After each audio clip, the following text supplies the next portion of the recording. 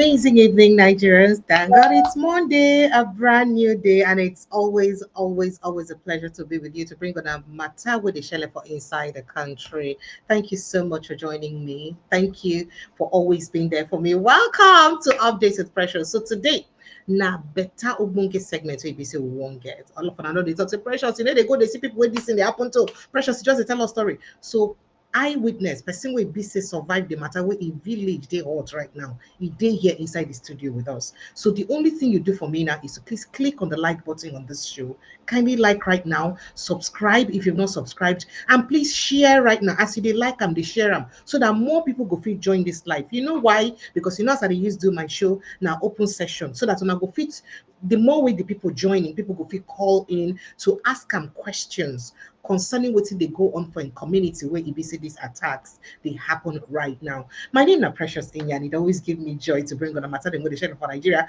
but not be the bad news. And the bad news, and they give me, they sweet my belly at all. But how we go do now? We go always make sure so they bring on the matter them, especially to educate us, to inform us, to keep us in touch with what they happen for inside our country, Nigeria. So today we will look at somebody where be say from Gwoza for inside Borno local government area, according to what we say with here.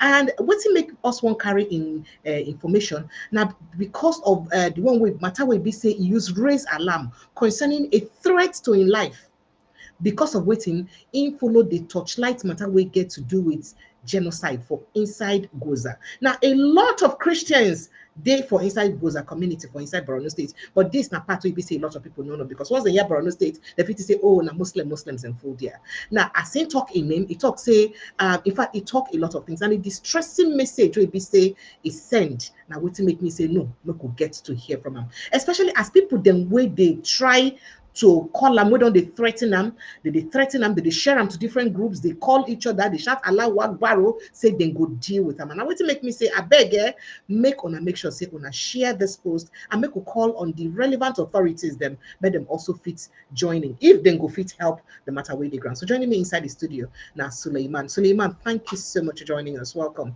Good evening. Good evening, man. Suleiman, how are you doing now? Hello. Suleiman, I know me your network worry me today. Oh. Suleiman, how you doing? I know if you do this network wahala today. Oh. It is very important that I hear from you. Suleiman, can you hear me? Oh, oh no. Oh no, oh no, oh no, oh no, oh no, oh no, oh no.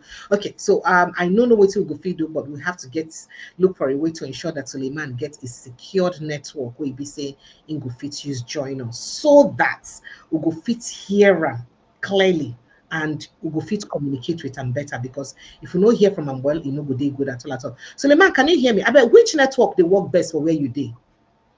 Which Okay, network? I'm using Glow Network now. You sure say Glow they good where you dey? MTN they good. I fit send you MTN credit now make you for use join us so that your It's network not will it's, fit. it's not okay because someone called actually. That's why he caught this thing. Or I someone don't know call how oh you to. go try tell them may they no call you again, no, may they no call you at all. So that means your Glow network be okay, right? Yes, they okay. Okay, all right. Thank you so much for joining Mm, us. So how you did first of all?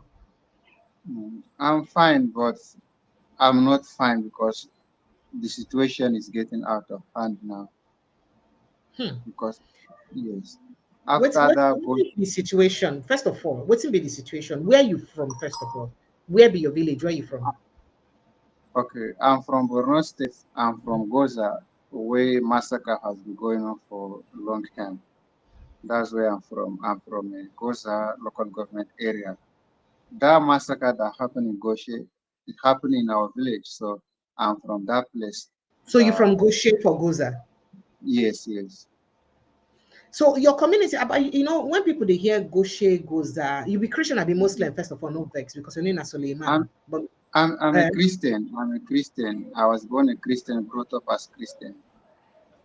but for inside Goza and Goshe there, we get a lot of Christians. I've been only Muslim plenty pass for there. Christian plenty. Or inside that Goshena, we have another communities like satellite communities, different places. Precisely after that Goshena, where I'm living, is also a village, Jibril village. That's what they call it. So we have many Christian communities in those places.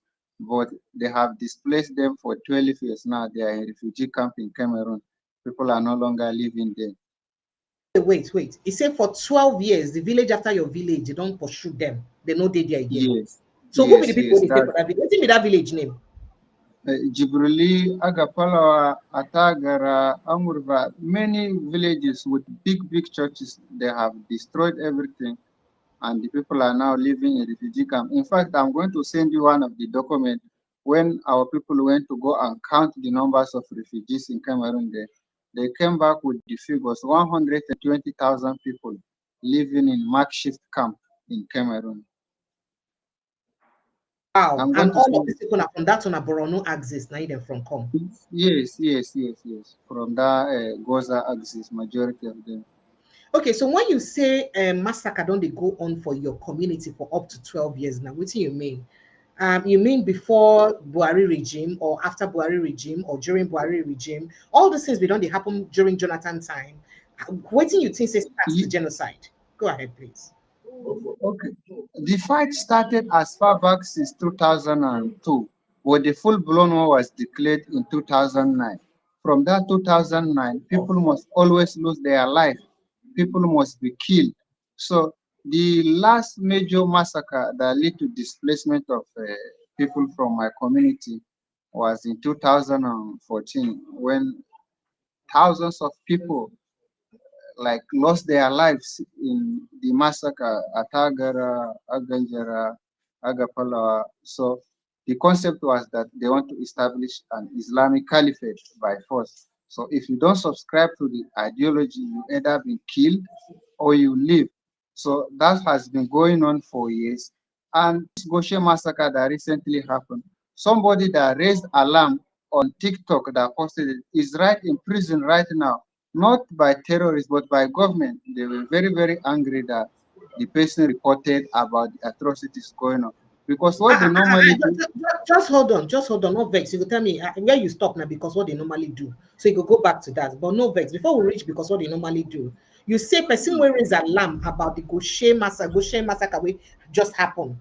Person where is yes, alarm about say they just kill a lot of people. A TikToker. yes, So our yes, Nigerian government don't imprison him right now. yes, he's in prison right now. His name is Why? What's the Casey. offense? He said he was speaking on TikTok that why will government cut off network the time that terrorists is killing people, and that when they are calling on government, they are not coming. That we have a senator in Gwoza, we have a House of Representative member in Gwoza, we have commissioners in Gwoza. Why is it that when the killing is going on, they will just take off network? That was only his crime. Right now, he's in prison. Who be on a senator and who be on a House of Representative member? You know them for that Gwoza. Oh yes, Senator Alindume is our senator, while Usman Ahmed Jaha is our House of Representative member, while Abdul Shilton is a House of Assembly member. Then we have a commissioner called Honorable Bamanga Tukur representing a Goza in a Borno State cabinet, like is a honorable commissioner. So we have different people. Like, let me just cheaply talk about something that happened when the massacre was going on. There was a Christian soldier Okay. from that our community. Go ahead, please. So he went to fight the terrorists. He was not shot by the terrorists on front line. He was shot by his own fellow soldier. His name is Major Fambia. He's on newspaper that is fighting their own fellow Muslim brethren. So he was shot on the front line, not by terrorists, but by own fellow soldiers. And when they started doing the court martial, but when Buhari came in, that's how the matter died.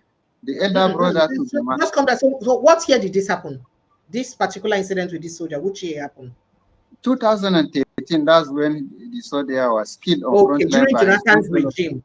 Now he be Yes, say in follow yes, soldiers, nine killer, nine attack him for front yes, line, nine, and not be yes. terrorist attack him, nine follow soldiers. No be So terrorist they can't attack set up a because court martial. So what's in the court yes, martial for? Mm. they just abandoned the case till today. Nobody know about the result. His own crime was that he wanted to liberate people in Gaza because the killing was too much and the displacement was very too much. And Gaza is a predominantly Christian community. So Is from Gwoza, so he was worried about the massacres going on. That's when he went there. So unfortunately, he was killed on the front line. And even this recent Goshe massacre that I spoke about that led to threat to my life, these people, they have been there in Cameroon for 12 years. Like some of them are not in school. The children for 12 years are not in school. The number of children cholera has killed alone in Cameroon is very much. In fact, the the problem is so much in Cameroon that the people has to like accept when government say they are giving them 500,000 naira, then you come back to Nigeria. So people that like having 10 children, 8 children, and you are giving them 500,000, moving them from camp to another camp. We complain about it, but nobody listened to us. But few weeks later, the same people that have suffered in camp in Cameroon for 12 years were killed in this Goshen massacre, some kidnapped. So my Are own, you serious? Those Cameroonian Nigerian refugees for Cameroon we just come back recently. You mean say some of them died for this Gwoza massacre which just happened? yes, because they returned them to the hotspot of the war where the terrorists are still occupying. We told them that, look, if you are bringing back people, number one question, have you cleared the terrorists that displaced them? They didn't bother about that because in that Gwoza, there is mountainous areas. In fact, in 2014, when they displaced people, black flag has been flying in Gwoza, declared it as an Islamic Caliphate officially in 2014. If you check the videos of terrorists that invaded Goshe, you can hear clearly declaring it as an Islamic Caliphate. So they were just emphasizing it, but Gwoza became officially as an Islamic Caliphate in 2014 when the Boko Haram started flying the flags there. But So, our president, and former President Muhammadu Buhari talk say most of those communities will be say Muslims been take over. Say in collect them back from the terrorists. That's what he said. no, So are you saying that that was not was part of that was a lie. Our people has been there in Cameroon for 12 years. In fact, nobody cared about them. Nobody is speaking about them. In fact, terrorists has been occupying the place for more than a decade. Even this recent Goshe massacre that Saudi said they have reclaim back Goshe. But the over 200, 300 people that has been kidnapped are still in captivity with terrorists. So which reclaiming have they done if they are sincere? 300 people are still missing and more than 200 people were killed. And the people that escaped are even suffering in the camp where they took refugee into Impulka. And while the soldiers were saying that they have reclaimed Pulka, in that the same next day, Boko Haram went to another community in Gwoza, Isge, and displaced it and kill people. So in Kirawa, down to Banki axis, the Boko Haram are still actively killing people, displacing people, and there is no solution. So my own crime was that, okay, we need help, or we need to call the attention of the world to what is happening, only for me to receive different messages because there was a flyer that I shared in which some group of people, Save Nigerian group, wanted to like do hearing brief on Goshe massacre. So I now share the thing. I see it as a savior for our own people who has been in camp for 12 years. I see it as a help for our people that has not been heard because the killing has been going on for more than a decade. Nobody speaks about it. The funny thing is that government will cut off network deliberately. Even on the day of this attack, network was cut off just to suppress the why you think saying information. a government they cut off network? Because it's not, if terrorists did not bomb mosque and suddenly you see network is not working, is government that have power to shut down network since terrorists did not bomb mosque, then after a few days network will come back. Okay, so go then ahead. Hmm. then in Benin, Edo State, we have Gwoza survivors, 4,000 of them that escaped. They were rescued to one camp. Muhammadu Buhari administration sent soldiers, sent civil defense and police on instruction that it should be closed down. Why? Because That the they are camps rich. where these Gwoza survivors are in Edo State should be closed down. Yes, that it should be closed down. That it should not. They send over like 40 bosses, civil defense. So Channel TV now has to aid the situation live. So when Channel TV now like aid, like people now cried out, why are they not Nigerians? These are survivors. Why will they be forced out? Is Edo State not Nigeria? That's when Buhari administration withdrew, and that's how that place was able to survive. But the one in Cameroon has been there. They don't even provide food for them. The UHCR that is in charge of that refugee camp, they are overwhelmed. They barely eat once a day. Like to eat once a day now is luxury for them. So when they see that offer from Borno State government that okay, you will be given 500,000. People that have lost their home, people they don't have even school in those places they return them. They have not rehabilitated the houses. But just because people are suffering, they don't have an option. They agree to collect that 500,000 naira and return to Nigeria because Cameroon now is like a hell for them because last 2 weeks ago, somebody went to attack them in the refugee camp there in Cameroon. A pregnant woman was killed in the refugee camp where UNHCR is in charge in Cameroon. So even in Cameroon, they are not even safe.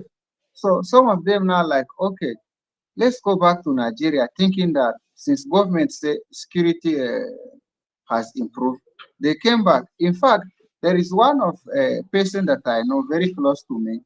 On their way going back to Gwoza, Boko Haram kidnapped them, kidnapped the mother and other people. They are still there in captivity now with Boko Haram. Nothing government has done. And these terrorists, they are not far from where people are living. Government knows where these terrorists are living. They have a camps there in Mandra Mountain. They know precisely where these terrorists are living, but they choose to do nothing and people are being killed. So when I now complain about it, I begin to receive text messages that, okay, I want to bring US into internal affairs, that wherever I am, they know how to deal with me. So he was sending me threat on those voice notes that I send, shouting Allah Akbar, that Gwoza has been conquered. Gwoza is an Islamic state, that there is nothing we can do. And these people, when they are spreading this hate speech, government does not call them to attention. And that's how the extremism started. In fact, before they displaced Christians from Gaza, we had a Christian House of Representatives called Peter Ear, representing Gaza, Chibok, and Damboa. Because Christians were many, they were able to elect House of Representative member. So when Christian was in power, we relatively enjoyed some certain amount of peace because they brought military formations to some of the communities. But when that man now lost the election after displacing people, they removed all the military formations and exposed people to danger. Till today now, we have lost many communities, and these communities is not 100 people; it's thousands of people. Hmm. All right. So your House of Representatives or your senators, Ali Ndume, and your House of Rep members and all that, waiting be their duty, waiting they do throughout the period of this massacre where your people they suffer these things. What have they been doing? They and their family, they live in Abuja. They don't even go there. They go all in during election and campaign. So what people are passing through is not really their problem. They have done nothing. Even for the past 12 years, when these people were living in that refugee camp, nothing, like even an aid, Borno State government did not provide to them. Ndume did not even go to visit them. It was when they wanted to bring them back, offering them that 500,000 naira. That's when Ndume go to talk to them after 12 years of displacement where people are suffering. Even the camp in Edo, they have written letter to Borno State government that look, these are survivors of genocide. They have lost their parents, they have lost their family. Help them. They refuse to respond. Even if you go to Abuja now, you will see other people living in makeshift camps Some of them, they have like the children are not even in school. That's how they have just made our people like helpless. And even despite that, okay, you say people should return, that normalcy has returned. You did not provide adequate security to them, and they died. Some of them now, thousands of them that are stranded in Cameroon who wanted to come back, they cannot come back again because the home is not safe. And I even called to the Pulka today. How is the Pulka? They say some of them want to actually leave the Pulka because of the terrorist threat, but they don't even have money to leave. And even if they leave Pulka, how sure will they be able to survive in another place? How sure? Because some of these Gwoza refugees that come back, they went to Kundga axis to do farming, where Boko Haram imposed tax on farmers. So you have to pay tax to go and do farming. But despite people pay tax to terrorists, they still kill them and violated the agreement that, okay, you will be allowed to do farming if you pay So tax. not vex, not vex. First of all, the Borno State governor, because that's why I had to show that indeed the Borno State governor was galvanizing the refugees from Cameroon to return back home, and he was offering them 500,000 naira, just like you said. I needed to be sure that it was true. And here is Punch newspaper stating it clearly, say they offered them money 500,000, made them come back. Now, knowing say these people now people will run away because of genocide. When they come back, which role in try to play to make sure say their environment is secured? What role did the state governor play? They said it clearly in Cameroon when the refugee asked them, "Can you guarantee our security when we return back to Nigeria?" They said they cannot guarantee their security. Why paying them They five cannot. hundred thousand naira to come back? Wait. If they say they no go fit guarantee their security, then why offering them money to come back home? Is it offering them money to come home so they will die? What is going on? I really don't know. They say they cannot guarantee their security, and people are desperate, are suffering there. So they have to like, okay, let's come back. 3,000 people decided like, okay, let's go and see what is happening in Nigeria. Sadly, they end up after 12 years of surviving, they now ended up meeting another genocide again in Gwoza.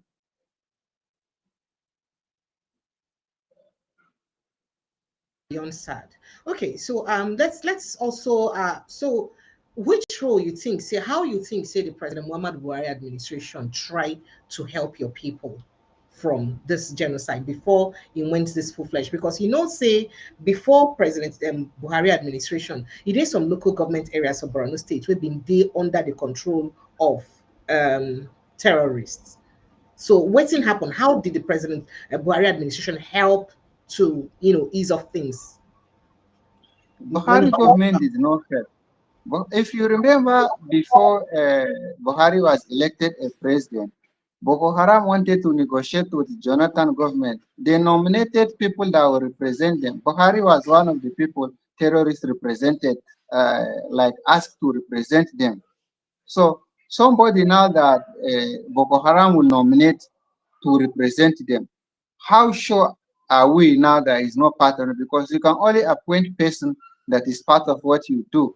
So for terrorists in Borno State to appoint Buhari in that before he became a president to go and negotiate with Jonathan administration raised a critical question in our mind when he abandoned our people to be facing mass massacres and genocide without response. So his administration actually contributed much to the genocide, not helping the situation because as of that time when Buhari was in power, that's when Gwoza was declared an Islamic Caliphate.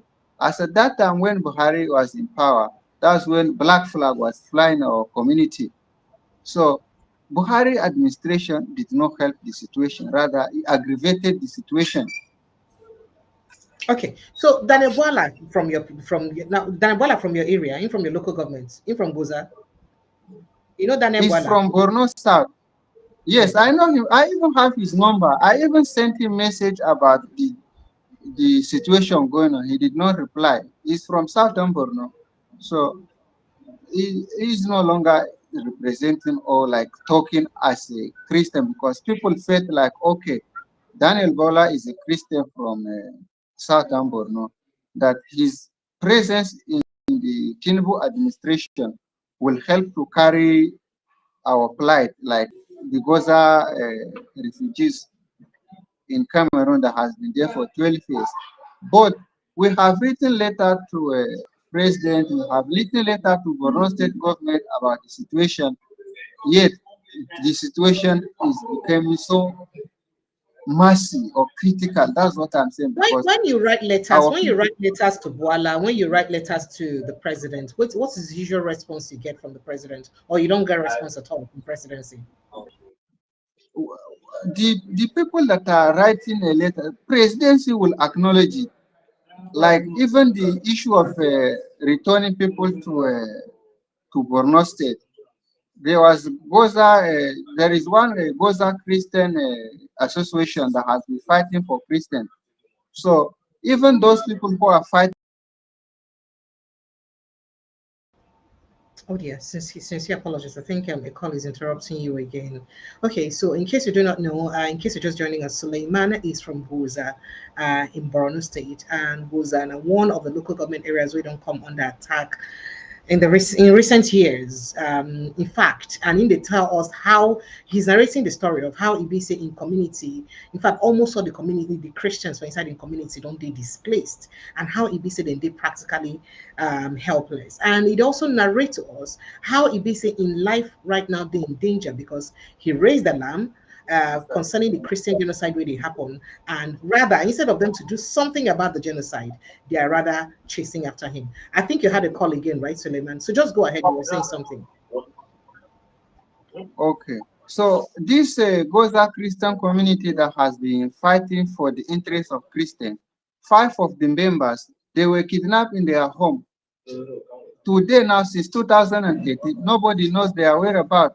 Letter has been written to a defense minister since 2016, 2013. People has been asking about the whereabouts of these 5 Gwoza citizens. Are you talking about Their this? Are crime you was talking that, about these people? Are you talking yes, about these yes, these people? people. Oh, so they disappeared. Yes, What? yes, How did they disappear? What did you do yes. them?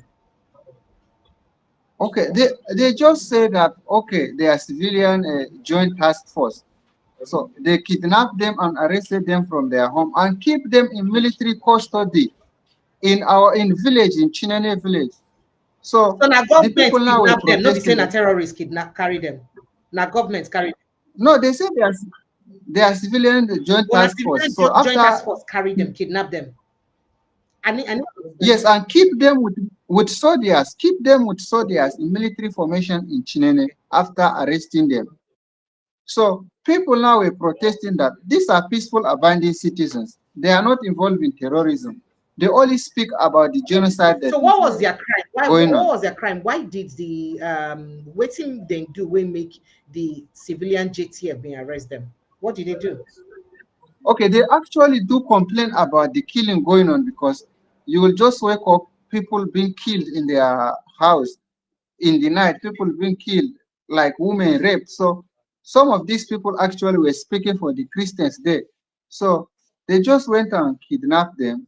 After kidnapping them, they keep them. When people were protesting, the soldiers say uh, they will release them. But today now is more than a decade. Nobody knows their whereabouts. Their family has cried and asked if they are dead, let them mourn So them for or even 10 see their years dead now, body. these people where they carry civilian JTF Mm, carry them, say they leave them with Nigerian mm, military. For 10 years, Nigerian military no people provide mm. them. That's what you're saying. These 5 people. Is that the narrative you're Yes, yes, wow. So yes, have you guys written to the military? What yes, did the military they yes, talk yes. about their condition? We have written to a defense headquarters. We have written to a Borno State government since Kashim Shetima's administration. We have sent copy of letters to them, but there is nobody actually give an information exactly where these people are. Their crime was that they are just Christian. That's all. They didn't commit any crime. So when these people were threatening my life, initially I thought like maybe it's just a usual thing, until people now begin to reach out to me. Look, you can see they are circulating this thing. That wherever you are, keep your location secret, because they have networks everywhere. These people can harm you. That's when I so much became afraid, when I remember that, okay, some of our brethren were actually kidnapped in the same manner in their own house. So I so much became afraid that, okay, since these people cannot hide it and came to my DM shouting, Allah Akbar, you small pagan, who are you to be speaking in Gaza that? Do you think you amount to something in Gaza? So I was seeing it as an empty threat initially until elderly people begin to call me, reaching out to me that, look, it's not a joke. They have circulated it in WhatsApp. Wherever you are, be careful with your movement. So even to post online now, I'm scared because if my location is compromised, I don't know what these people are up to because they have infiltrated everywhere. Just yesterday, Boko Haram tried to overthrow Maiduguri, Yeah, yesterday there was the an attack. capital city, Yes, there was because an attack. almost, Yes, well, we say our military overpower them. yes. But these people, like, different from Wajirku, Bama, Kundiga, all the military formation, these people have attacked and all overwhelmed them. In fact, there was a CCTV footage obtained from military. I wish I could have sent you the CCTV footage where land army were raising alarm about terrorists coming to evade the camp. Like, they were literally crying that there are more than 200. They called Air Force. They didn't respond until commanding officer was killed. People lost their life. So even the army, I don't know, but the thing is just getting complicated because if you check that part of Borno from Mongonu, Kundaga, Baga experienced the largest massacre whereby as far back 2014, there was a time 2,000 people were killed in one day in Baga. You can check it online in Baga. 2,000 people killed in a one day. So when they see maybe 200 people kill in Goshe, kill in Gwoza town, kill in Kirawa, they just see it as a normal thing to them because as long as the concept of caliphate is being achieved to them, they don't Why actually do you say bother. as So long as concept of caliphate? What has caliphate got to do with this? What do you think where caliphate get to do with this one? be- because the people, once they are doing this attack, Mm. the clear mission is that they want to, like, overthrow the secular government and bring people under Sharia. So in that Goshe, if you check that video of Goshe massacre, you will see that the terrorists say, you think we cannot come to Goshe? See us now in Goshe. We have converted Goshe to Islamic Caliphate. We continue to advance even to Abuja. So their mission and agenda is to establish caliphate and Islamize Nigeria. That's just the mission behind it. Even the killer herdsmen, they are saying, all those things, they ISWAP or Boko Haram, they have one mission, and the mission is to Islamize Nigeria. And anybody who doesn't support the agenda, even some of the moderate Muslims, are being killed in the process. So the ideology has so much become like the hatred. You can see that even people remember this person that is sending me voice notes of threatening. I know him. He even studied engineering in school. He's not like maybe an illiterate. So the ideology has grown so deep. Even the educated of them have that mindset of, okay, if you are not a Muslim, you deserve to be killed. He even said, he even said in the voice note that if we die today for the cause of Allah, he's satisfied. That but me, I don't have a hope for future. That he said, if you like go and call the America, he said, are you not seeing what Iran is now doing for America and Israel and Britain with their allies? Have they defeated Iran? He said, because Allah is with them. So to them is an ideology, is an something that you cannot even defeat it with a gun because you can kill terrorists with a gun, but the ideology will not die. It will still continue to grow and multiply in those children. And also, Okay, go you, ahead. you can see that there was a footage of children released recently. in military camouflage. And those children, some of them were actually captives where they kidnapped. They have stayed along with them. They have accepted the ideology. You can now see them like being happily recruited to terrorism.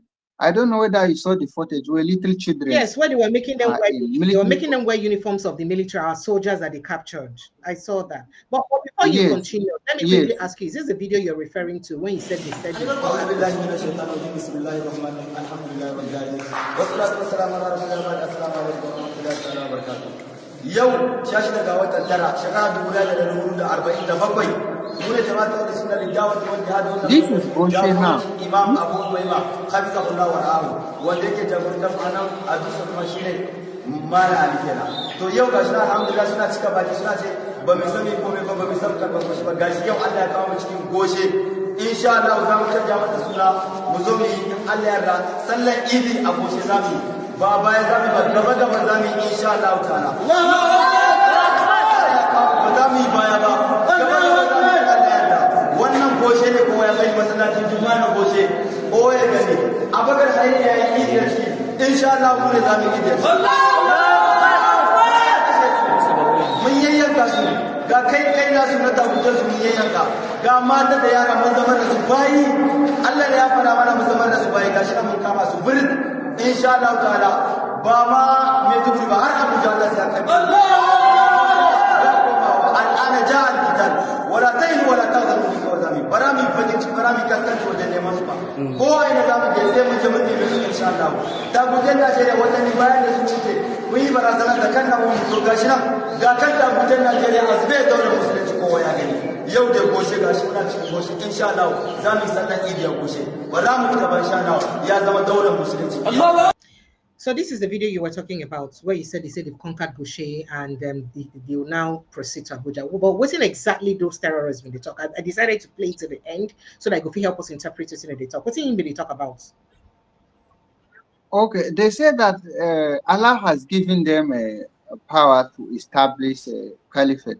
That some of them they think they will not overthrow Goshe, but today Goshe is an Islamic Caliphate, and that some of the children they have turned them to slave and women, and that they have killed a lot of men and enslaved women, and that they will continue to do it because Allah has given them a power and will to continue to do the work of Allah. And you can see the same Allah Akbar that person was sending me on WhatsApp. It's the same thing that these terrorists were shouting, Allah Akbar, that we have taken over Goshe, that Allah has given us a power. We have enslaved women. In fact, in one of those footages from Goshe, you can see them like they beheaded some of the Christians, and they were saying that, see Arne. That's what they are the head. They use the head, they play ball set, they match them. I couldn't show some of those stuffs here. Yes, yes. So they were now saying that see Arne, that means pagan, referring to a Christian. That so Arne means them. pagan. That's what they, yes. Arne means a pagan. See their head, that Allah has given them power over them to continue to do it and enslave them. So that's what they were saying in that video. So you can see that terrorist is saying Allah Akbar. Educated people that you think, okay, this is a moderate Muslim. This man that is sending me this threat to life is an educated person, somebody that has gone to school, but still have the same mindset that we cannot return back home, that is conquered. So let's get straight to this, your threat that you got. What led to this threat that you got before I play the video of where they're threatening you? What leads to the threat? What you do when they threaten you? Okay, I saw like I earlier said that there is one group, Save Nigerian group, and with the Mike Arnold, they are planning to hear like brief on US about the Goshe massacre, because Mike Arnold has been on this genocide issue, trying to like people should not be worship God, that people should have a freedom of religion. So they now decided after the Goshe massacre that let's American government listen to this thing. So they did a flyer in which I was very happy now that Goshe is now going to receive attention in America, I decided to share the flyer in WhatsApp group. So people begin You to just send share the messages. flyer on your WhatsApp group.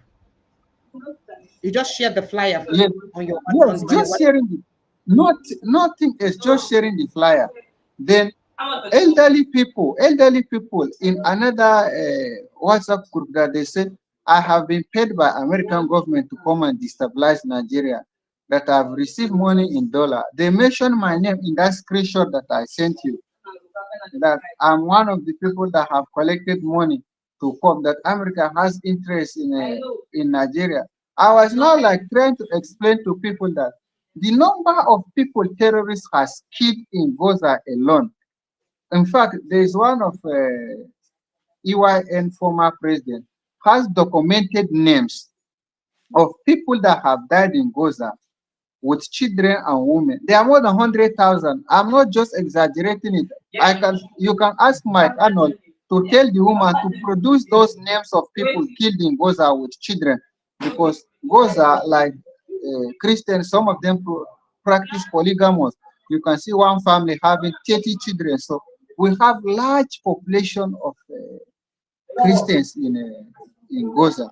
So many of them died in this thing. Yet they are not happy. Even in the refugee camp where people are suffering, they are still not happy. They have to go and lure them to come back so that these people can be killed.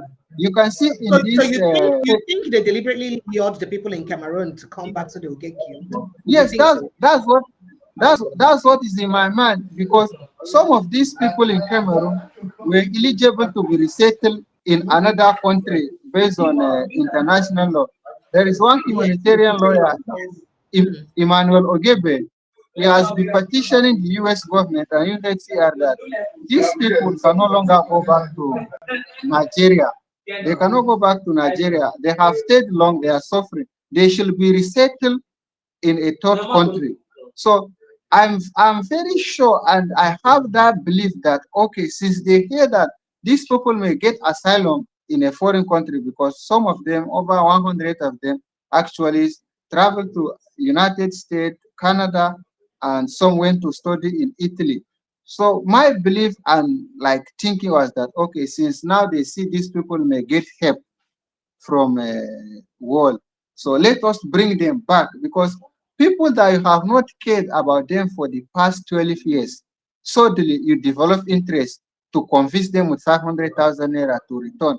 So it was suspicious, and it was not just a sudden this thing, it was calculated attempt to expose them to the genocide that actually happened, because people warn them about the imminent danger. People ask them about this attack is going to happen because terrorists are still occupying those places. You have not built housing unit for them.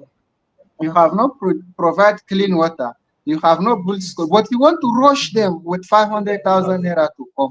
For me, I saw it as deliberate attempt to go and finish them, because they couldn't kill them as of that 2009 when they started killing. Hmm.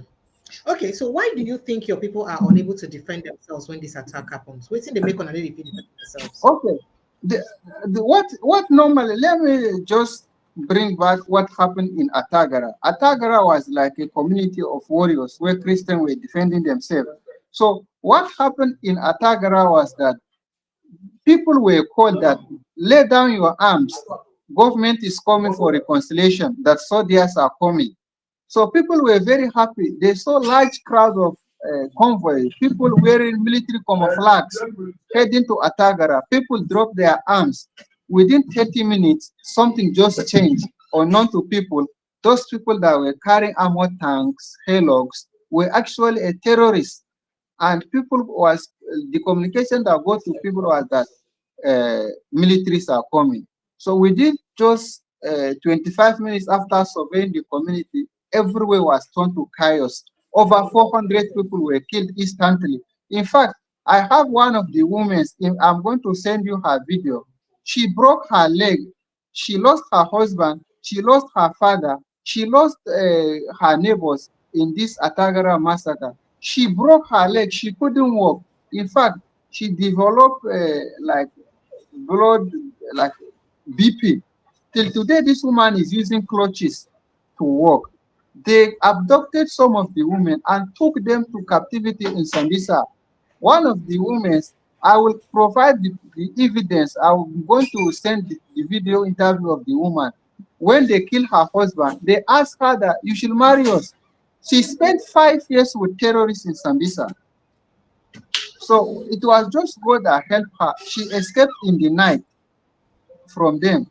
So what government usually do was that if you see somebody that can defend themselves, they will disarm the community and expose them to vulnerability. When you are disarmed, maybe you are using a den gun. People are using sophisticated weapon, AK-47. Unfortunately, you cannot be able to defend yourself. In fact, during the Atagara massacre, they come with armored tanks, terrorists driving armored tanks. You can imagine how can you defend yourself with people using RPG, advanced weapons? You cannot actually defend yourself because even military base, they are overrunning it. I'm always asking question, how did terrorists get these weapons if they don't have sponsors? How did terrorists get these advanced weapons if they don't have financiers? So how are those weapons being passed or get to terrorists? If I will send you one of the videos, terrorists was flying drone for surveillance. How did terrorists got drone? That's why people are helpless. They cannot defend themselves because once you try to defend yourself, they will they first disarm you or they will tag you like a terrorist or frame you. That's what they usually do. So our people are defenseless. They are helpless. They cannot help themselves. So that's why they have been there in the camps, not only in Cameroon, in Nasarawa State. You will see Gwoza people. I just told you about Benin, where over 4,000 of them are there suffering. Like some of them that are even in a school, they can't even pay fees. And government of Borno State is aware of them. They knows about it. They don't care. And in fact, one of the things that pain me most in Darjamal Banki axis, they built housing unit for Muslims. But in that Gwoza, they did not go and build back the Christian community so that maybe that would have been a best initiative to convince them instead of give them 500,000 naira that cannot even buy a zinc. 500,000 naira cannot even sustain them for a 1 week. A family of 15, some of them are like earlier said, polygamous. That money cannot sustain them even for 1 week. So I see it as an agenda for them to have even gone there to bring them back and left them to mercy of terrorists. So why do you think the government, both in the state and federal level, may be involved in this agenda? If it is true that there is an agenda, why do you think, in your mind, what do you think may be the reason why any government will be seeing their people die and would not do anything and will perhaps just keep quiet and keep watching their people die? Why do you think so? The way I'm seeing is like they are supporting it because recently, even in Shagumi interview, he said that government knows the terrorists, they know their whereabouts. He said he doesn't meet terrorists on his own. He goes with instruction of government.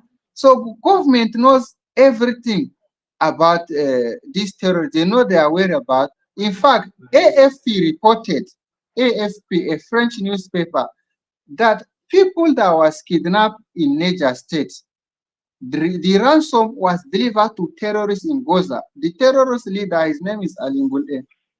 2 billion was delivered through helicopter. This is not my word. This is AFP reporting. Nigeria media has carried the news that 2 billion was paid to a terrorist. That the terrorist has to even travel to Cameroon to communicate with Nigerian government. This is not my allegation. This is publication. It's on national newspaper. I agree with So you. I mean, for as a me, matter of fact, today, right now, as at today, remember the people that were kidnapped in Woro community in Kwara State? After that Woro killing mm, in Kwara State, there was a massacre mm, in Woro where mm, over 200 people were killed and about 176 of them were kidnapped. We hear that the terrorists who mm. kidnapped them is demanding 3.5 billion naira from the state government to release them today. But go ahead, let me let you finish that. Yes, so for me, I saw it as an agenda because how will a government, if it is true, will pay that kind of amount when victims are languishing in camps? How can a government go and deliver that amount of money when they knew that they will use it to buy more arms through illegal means to release mayhem on people?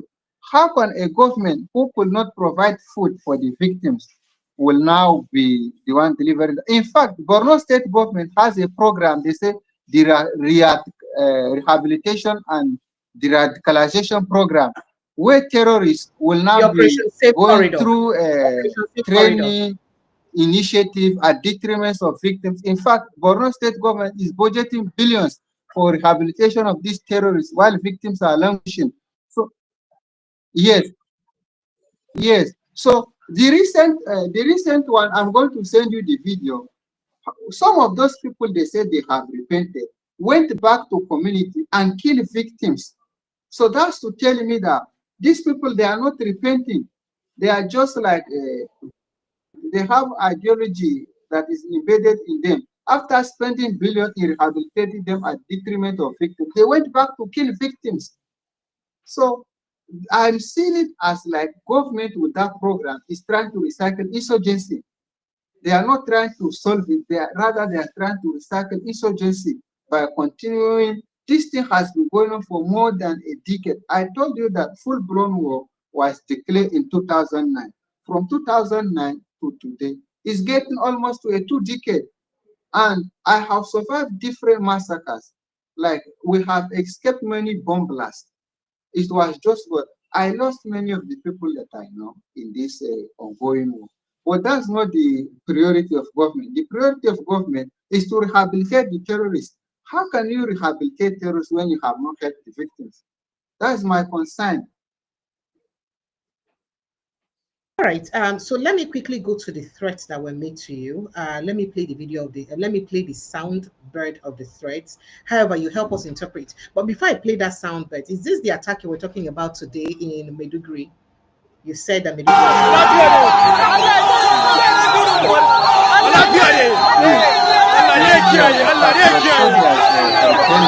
Because of recently, there was a security alert circulated on WhatsApp that people should be careful that Boko Haram has infiltrated Maiduguri. But another news outlet, Zagazola Makama, I don't know whether you know that security analyst, Zagazola, denied that circulated voice notes on WhatsApp as false alarm that people should not panic. Can you hear me? Yes, I can hear you. Please go ahead. Go ahead. I can hear you. Go ahead, please. I said there was security alert circulated on WhatsApp about the imminent danger and threat of terrorists about attacking of the capital city. People say they want to overthrow the capital city. So there was widely circulated voice note advising people to be careful that Boko Haram are in Maiduguri. But Zagazola, a security analyst, went and published is a fake alarm that there is nothing like that. Just last night now, we saw terrorists trying to infiltrate the city, although they were repelled. But that's to tell you that there is danger even in the capital city now, because nobody knows the number of suicide bombers they may have infiltrated the city. So people are even living in fear in the capital city. Some of those local government, the people are no longer living there. They have overrun them. Nigerians are not only in Cameroon. Nigerians are in Chad. Nigerians are in Niger Republic. Niger Republic is facing its own crisis. Then see Nigerian refugees also going to those third world countries that are already at war with themselves. So Borno State virtually out of the 27 local government, they don't control even up to 10 local government because terrorists are everywhere, overrunning military bases. You see, within 1 week, 3 commanding officers were killed at the front line. All right. So go ahead. Go ahead. I can hear you very well. Just go ahead, please. Okay, that's why I'm saying that the government is not helping the situation. If security alert can be raised like that and action was not taken, then you can see. I will send you the video of the attack on Maiduguri, where I see dead body. I don't know whether it's civilians or terrorists, but the video got to me. There was loss of lives, and this thing will have been preventable because of the circulated voice notes on WhatsApp that said Boko Harams are in town, but it Okay. was denied. Okay. So All right. if the IDP camps now are not safe, people in camp, you run away from your home as a displaced person. Even in IDP camps, because in that Goshe, people were in IDP camps when these terrorists tracked them and took them to captivity. So even IDP camps now are not safe because we have big Christian IDP camps in Iwa Center in Maiduguri. We have one at Khan Center in Maiduguri where Christians are taking refugee like displaced person there living. So they may be panicking now because of the infiltration and attempt to overthrow the city yesterday because nobody knows that maybe suicide bombers has entered into the city. So there is fear even in Maiduguri. Maiduguri, the capital now, there is fear. All right, so Yes, let me go back to your threat. I'll still come back to this and I'll open phone lines because I'm sure Nigerians have a lot of questions to ask you. So Nigerians, if you're watching us, we're speaking to Suleiman. He's from Gwoza in Borno State. And in town, don't they under attack from terrorists for the past almost 2 decades, over 12 years, according to his explanation, they don't they under attack. And he say a lot of people don't run come up for in place and all that. And he, still for a local government area, now he be say they even do recent attack, gongo. In fact, for in town, now they conduct recent attack. When I tell him, I said they use people head to football, way head plenty for grand is severe people. That's his village, and he had to run away. His life is currently under threat for speaking up against it. Now, when you said you spoke up, you said that he sent me different voice notes that he sent to you. Incidentally, they spoke in Hausa language. I'm going to play it and I'll need you to help me interpret it in English language because most people here don't speak Hausa language. So let me play it to the Kai fullest. karamin arne, kai karamin kafiri, karamin arne ni Aliyu na fi karfinka. Ni Aliyu na fi karfinka ko Paparoma shugaban arnan duniya, Paparoma Jopol shugaban arnan duniya, shugaban kafiran duniya, wallahi tallahi na fi karfin shi. Saboda na gaya maka ni ina da Kur'ani. Kuma yanzu kuna gani ai da Israel da Birtaniya da American Iran kadai ta fi karfinku. Iran kadai. Make a pause on here. May you first stop, finish. So help me interpret what he said so far, then I'll play it again. he said that you are just a small pagan, that there is nothing you can do to a Muslim, that not you small pagan, even Pope Pope John Paul, you don't even know the current Pope. He said even Pope John Paul is too small, that Islamic world, they are depending on Quran, they have advanced. He said, don't you see what Iran is doing to United States and Britain? Don't you see? He said Allah is with them, that I'm just a small pagan that can do nothing. So that's what you are saying in that voice note. Okay, so let me continue playing so you Iran kadai ta fi karfinku wallahi. Kuma bari in dawo kanku. Ku arnan gwashe da kuke kokarin ku ga cewa kuna shi genocide ko? To ina so ka sani. I have already have so many abin da baka taba tsammani ba kuma zan gaya maka a yanzu. Kun je kuna amfani da documents na wasu, fake documents na wasu, ana rokan ku aiki. Kuna amfani da sunayen wasu fake name. Ka saurara. Jira zuwa ran da zan je in exposing wannan abun a news. Wannan ina gaya maka rubuta ka ajiye yau ina gaya maka. So what did he say? So he said that you pagans from Goshen, he want to warn us that he has discovered that we from that side, we are using fake name to get a job. It is very funny to me because I don't even have a job. I'm just a survivor. He said we are using fake names to get a job, that he has done his research and he's going to expose us on social media that we pagans from that Goshen are going to learn a lesson. That's what you were saying on that part. Just All right, okay. Ka rubuta sai na gama samo wa'annan evidences din. Da kuna amfani da documents din wasu, results din wasu, kuna amfani kuna shiga aiki da shi ba? Sannan kuna amfani da sunayen wasu fake names ba? So wannan ka rubuta ka ajiye. ni fa shi yasa nake ga maka ba na sa kowa a cikin al'amari na, ni in fasin kullun nake ga maka, kai in ka isa, kai in dan halak ne, kai in cikakken dan halak ne da kana gadaran su sowore, kana gadaran American, wallahi ba na gadaran tokulus of ndume ballanta na wani babba kaje ko wani shugaban kasa ko wani kasa. All right, go ahead. He said that you just a small pagan, you want to warn me for the sake of my life, that he is not even depending on Senator Ndume, let alone maybe somebody backing him, that he alone is enough to deal with us, we pagans. He alone is enough that he is warning me now that I'm propagating information that there is Christian genocide. I should be careful. Both Sore, you say I'm reporting them to Sore, I'm reporting them to America, that I should be careful that who is Sore, who is America, that look, Iran alone, is it not enough for them? That I should be careful with my life. That's what you are saying. Whoa. Okay. All right, Ni let's ina go ahead. gadara da ni kaina da Allah da ya yi ni, Allah da ya ajiye ni yace in yi gadara da shi, in yi gadara da Qur'ani da ya bani. Wannan shine takamana, ba na takama da kowane shege, ba na takama da wani babba da zan je zai je tsaya mini, a'a, ko ɗaya. In ka ci kaɗan halal, in ka ci kaɗan halal, kai arnin gaskiya ne, ka sa zo a kama ni yau. Kaji? Karamin arne ma irinka, karamin arne. In ba arne ba, in ba arne ba wai saboda yana tunanin wai Christian genocide.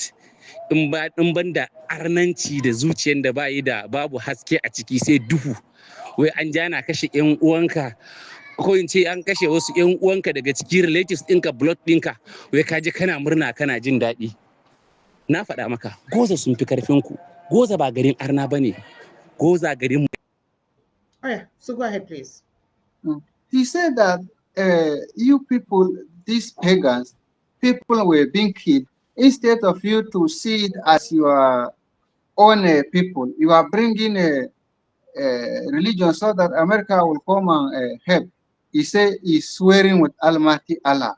He's swearing with Almighty Allah and is warning me that, look, Gwoza is an Islamic place, that there is nothing we can do, that we have been defeated, that is warning me. I should be very, very careful. That's what he was emphasizing then. So Gwoza, your hometown or your local government, Yes. where Christians were Yes. living in peace before now, that they have been overtaken and defeated by Islamic Caliphate. And the person telling you this is a Muslim, and he sounds very educated. Yes. So it's a Muslim that is educated, Yes, he's that believes that he's an engineer. for terrorists with Islamic leaning to conquer your people and chase your people away from your village. And that's okay. That's what he's saying. Yes. Yes, even in the second voice note you are going to play, he made mention that the vice chairman of Gwoza local government is a Christian. They did it just for a nominal distinction, but that's the end of it. That's the end of it. We will never amount to anything in Gwoza again.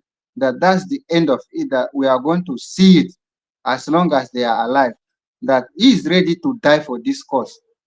In his three voice notes you are going to play, you will hear him repeating it. You have not, maybe is in this voice note where we will shout Allah Akbar.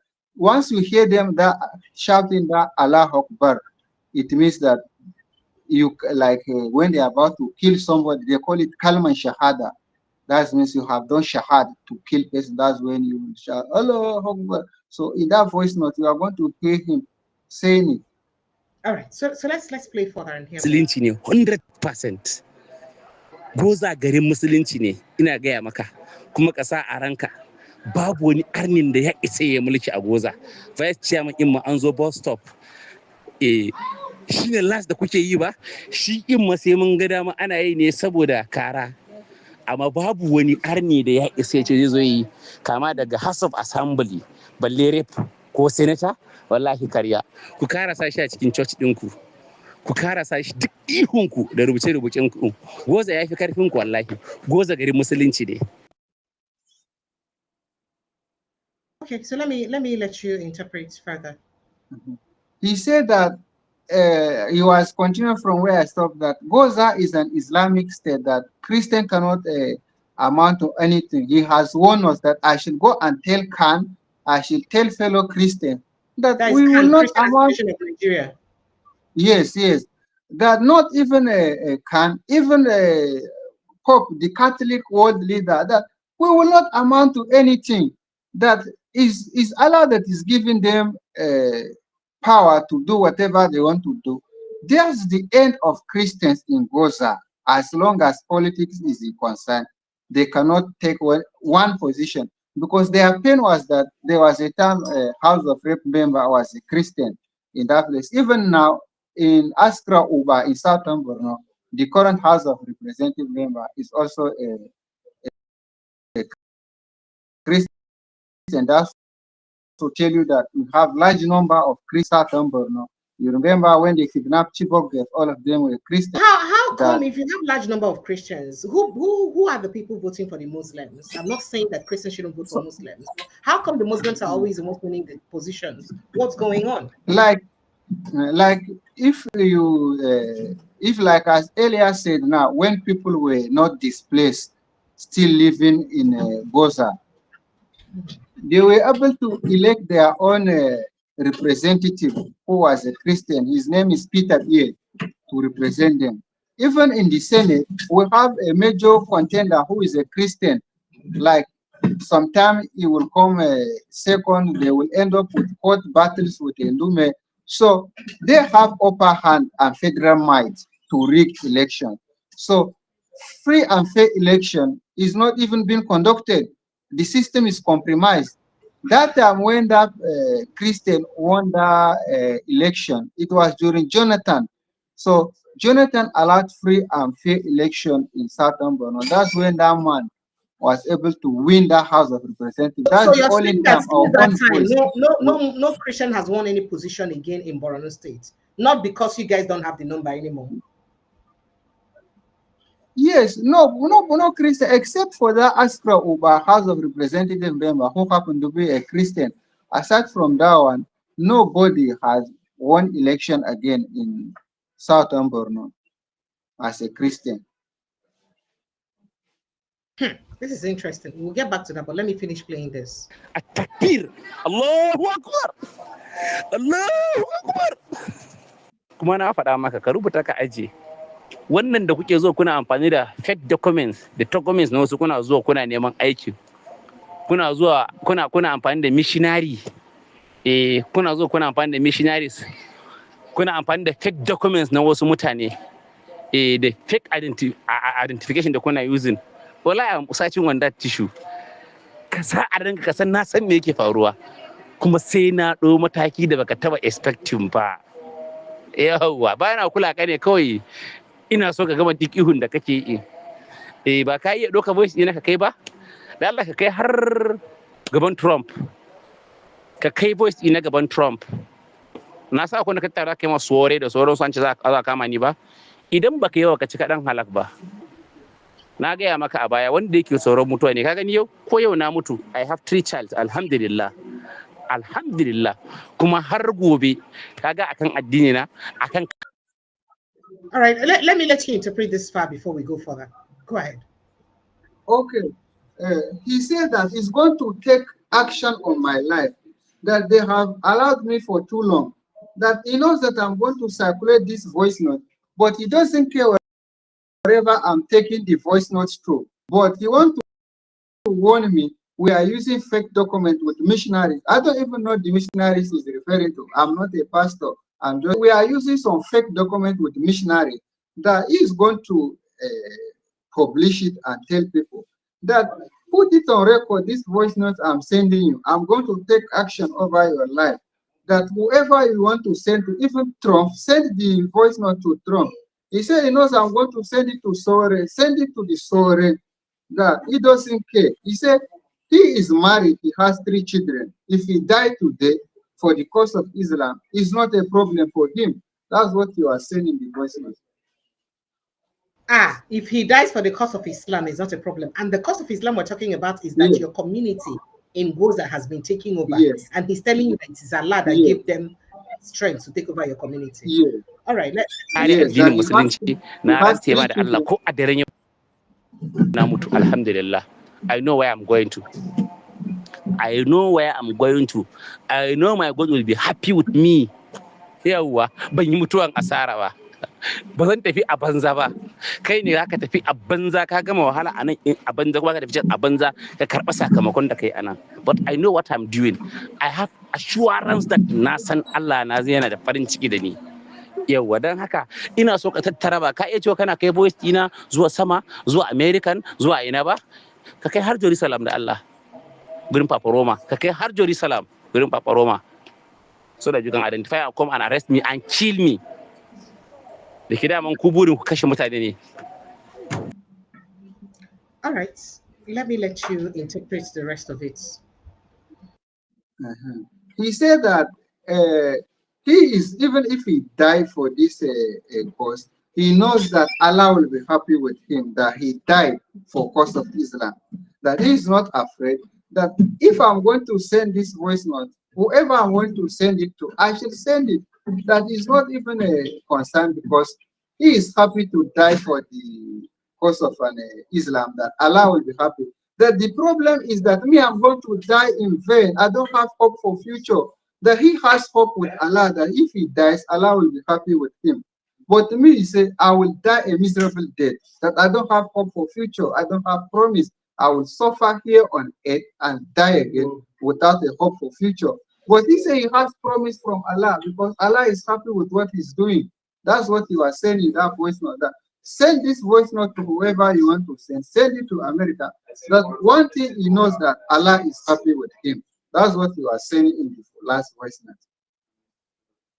And you're saying that the government is aware of this idea and this ideology and this kind of statements from people, from this kind of people, and you're sure the government knows this and they don't see anything wrong with it, and they're not trying to stop these things from. I send this is voice notes to appropriate authority. They do not even comment. It was only one person, elderly person, is a Muslim in Gwoza. He said this is a terrorist comment, that is a Sikh, that this is a terrorist. This one was a Muslim, is a lecturer in a university. So he even called me. He said that people are after you, that they say there is no Christian genocide. He said even if it is one Christian that is killed, he said you are in position to speak for them. That why can't they speak for their own? That what you are doing the right thing. That in fact, he said if there is an opportunity to talk, he said he's ready to speak about this issue, that is not happy. That why will they say that there is no genocide when over 300 people are still in captivity? The man was the only person that said, look, this person voice note is a terrorist. It is not in a normal sense. That's the only person. But all other people, they do not even bother. They see some people were saying it's a joke. So when the voice note circulated, I later hear that they were instructing people to delete it on platforms. So unfortunately to them, it has circulated. You can see in that screenshot, my community people were concerned. They were like worried about me, that see what is happening, that they are calling attention of people to it. So they were trying like to see on how they can delete it, but they have circulated the voice notes threatening that I should be killed. I should I'm championing a cause of Christianity. I now ask one of them that, okay, does anyone even deserve to die? You say I'm champion. I'm a victim. I know what I passed through. I've lost my loved one. My sister has died in the course of this thing. I've lost many family members. I couldn't go back after 15 years to my community. And I cannot speak on behalf of my community. I cannot speak for my people that are in a refugee camp. How will you now say that, okay, I'm bringing a Christian agenda? Those people that were killed and beheaded, are they not Christians? Did Boko Haram not say that they are on a mission to establish caliphate? Is caliphate part of Christianity? Is it not Islam? So what are we talking? That's what I was trying to defend them.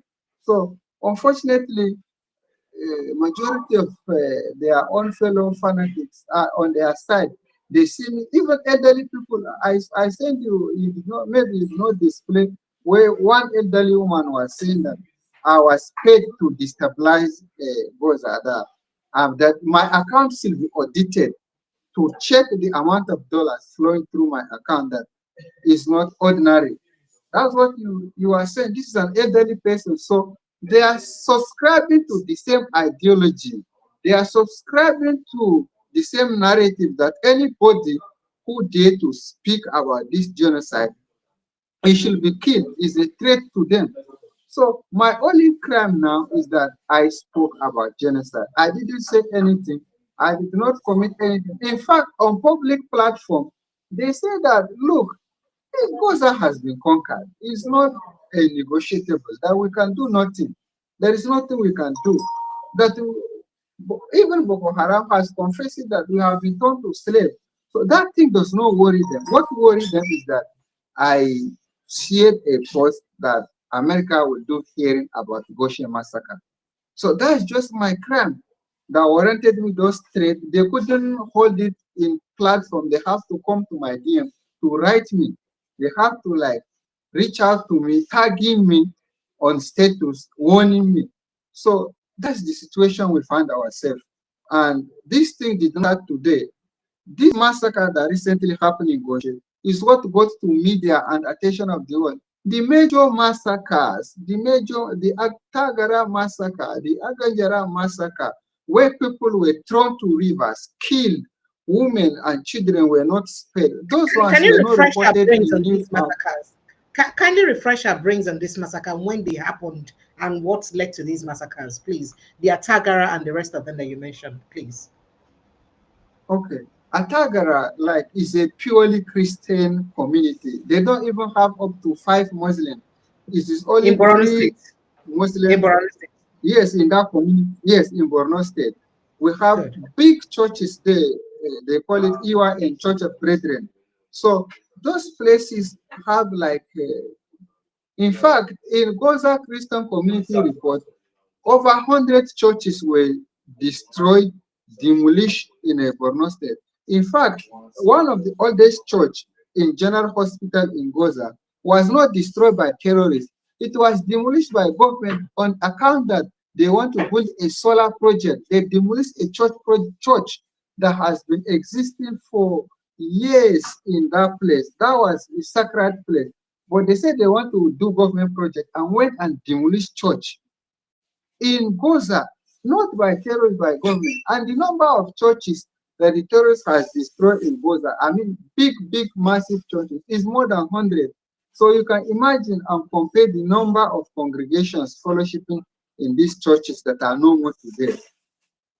So this Atagara massacre was not because people were looking for trouble. No, it's because they are being threatened with the Christian, so they want to tame them. They have that expansion agenda to impose their will on people.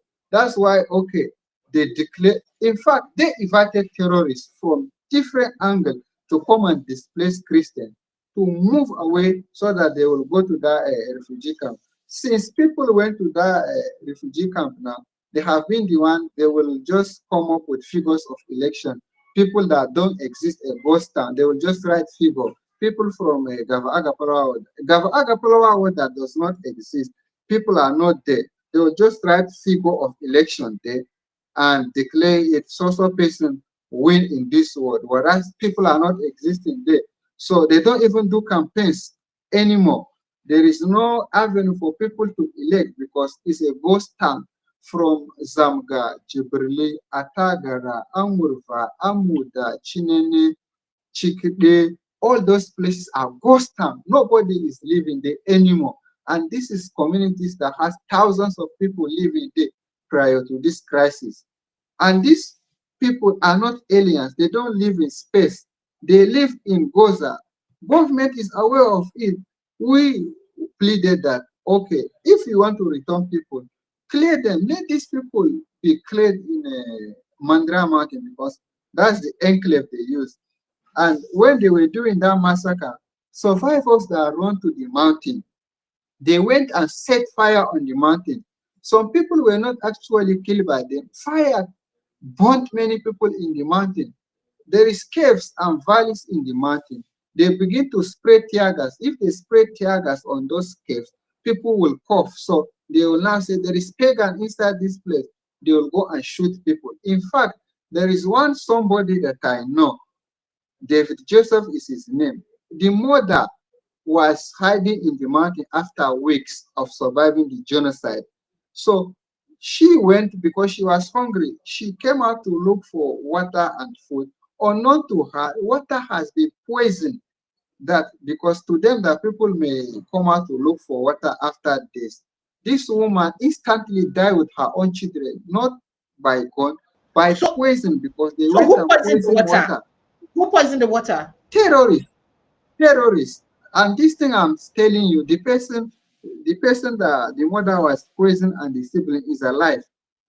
I can bring him to speak with you on how the mother died of poison and the father was killed by the terrorists. She survived the massacre. She was able to escape in the cave after many weeks of staying with hunger.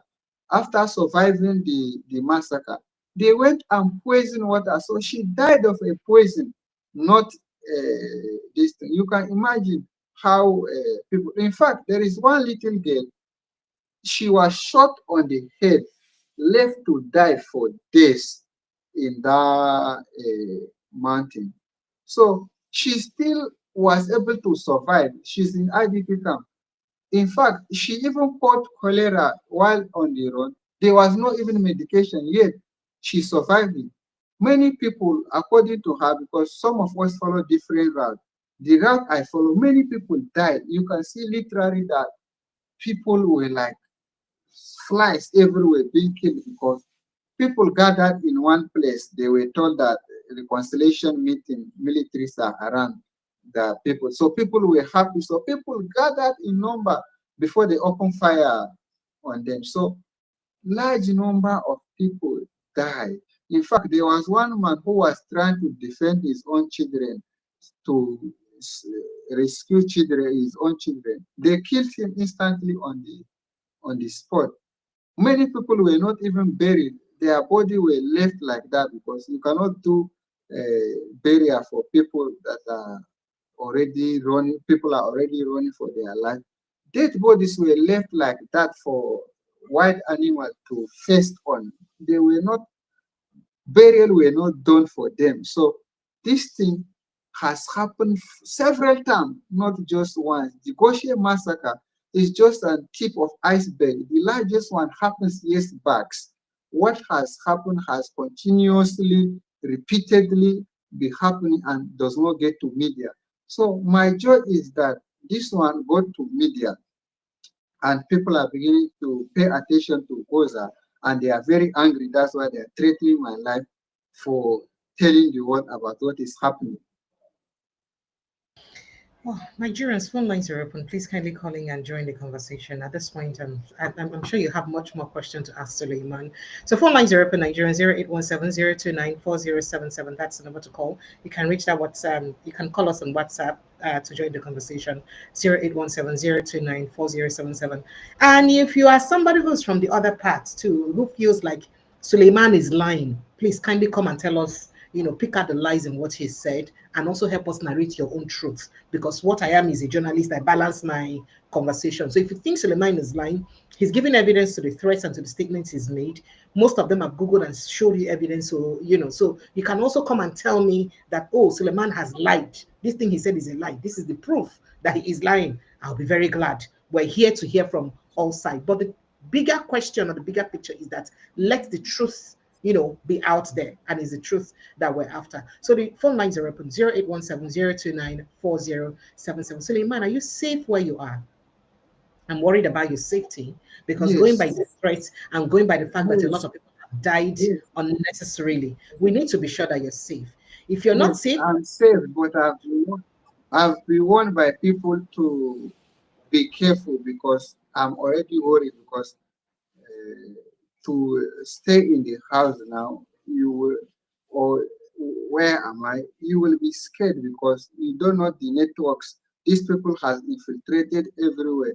So you don't know how they are monitoring your movement, your post, and everything. So I'm concerned about my own safety because this was a direct threat to me. They couldn't hide it. So my life is in danger. Um, I've been threatened just because of speaking for my own people. That's just my crime. So I'm already concerned about my life. Initially, I was not worried, but when I begin to receive messages from like people who I respect, that I should be careful, I should not be posting online that can compromise my whereabouts. I should be careful. So I so much became worried after people told me to be careful. I even sent you one of the messages where elderly person was praying for me that Jesus is with you, you are preserved. So that encouraged me, but yet I'm still concerned because what happened to my other 5 brethren may repeat itself because these people have determined because he said he's ready to die for it and Allah will be happy if he die for this cause. So the level of this fanatism in his ideology made me worried so much.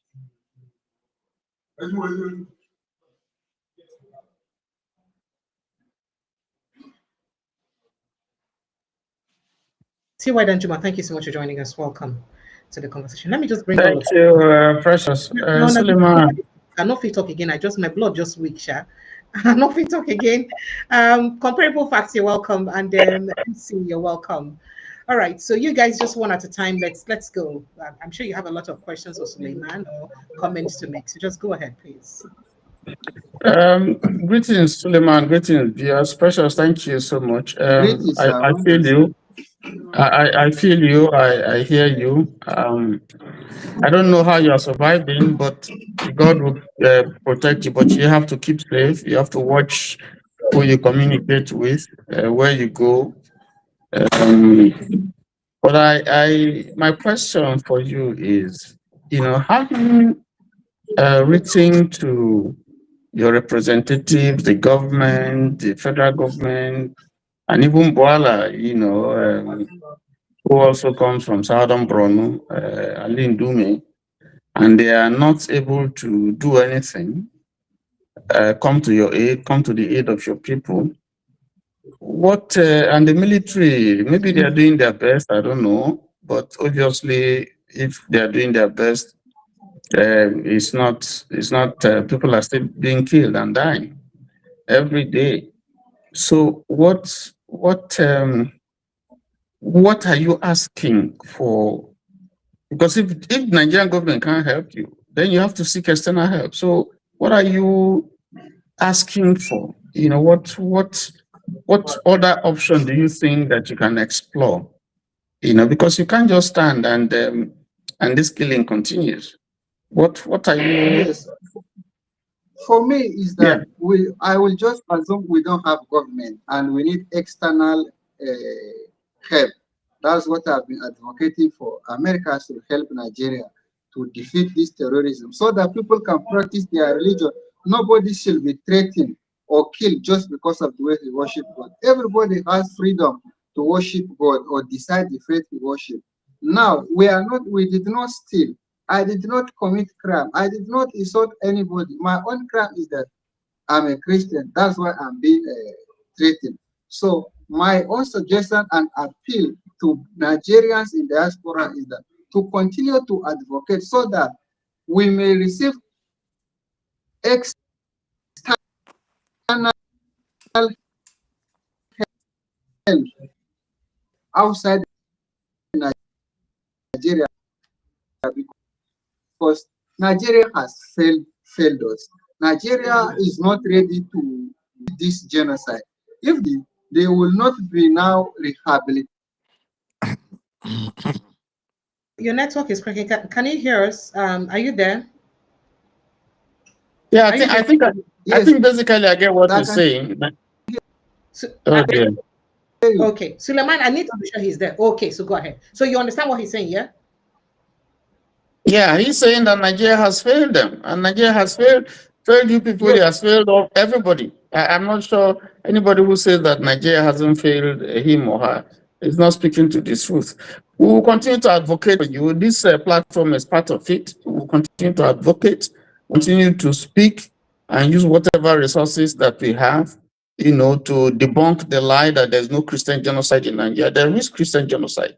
And anybody who is lying, like your brother Boala, who is lying, God is going to punish all of them. I'm sorry, precious, I'm using that because they will be shamed.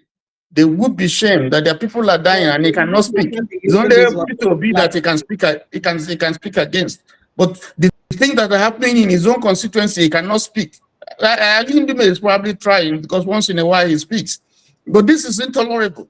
That people can in their own country, where they call their country. I sent him. The massacre. That happened. To Alain Dume. To Alain Dume. Hi, network. Oh dear. That just this moment now where I give her the link now, network no one make we hear again. And because I go give her link. Can you hear us, Suleman? No, to Baula, Daniel Baula. Yes. Okay, to Daniel Boala. Okay. Oh, go ahead, please. Go ahead. See why Danjuma? I will not give on a link to join you. No, it's good. The government is ready to spend millions to launder image, to settle these people who are killing, call them, but the people who are in IDP camps, people who are refugees outside the country, the government doesn't want to do anything about them. And these are Nigerians. And you think this is a country? All right, so Suleiman, go ahead. You were saying something. Let's hope you I even sent those footages of the massacres to Daniel Baula. I even sent it to Lune himself on a private inbox. So the only persons that may have shown the empathy about it is people who are in diaspora, not even in Nigeria. They were like saying, what is these people? But to them, they see it as a normal, like Gorbachev used to say, is it today killing started in Nigeria? Is it a new thing during a Buhari administration? That's what Gorbachev was saying. So to them, it's just a normal thing. They don't longer feel or have value for a human life. They just see it as normal. They don't have empathy. Their own families, they live in luxuries at detriment of these people who voted them, who is their taxpayers money they are using to luxury. Then we are crying. In fact, I posted this thread to my life in different platforms. None of them even dare to like ask who is this. They see it as a normal until people are killed. That's when they say, "Oh, was the threat real?" Even I told you earlier that before Boko Haram tried to overrun Maiduguri yesterday, alert was sent on WhatsApp that look, terrorists has infiltrated the city.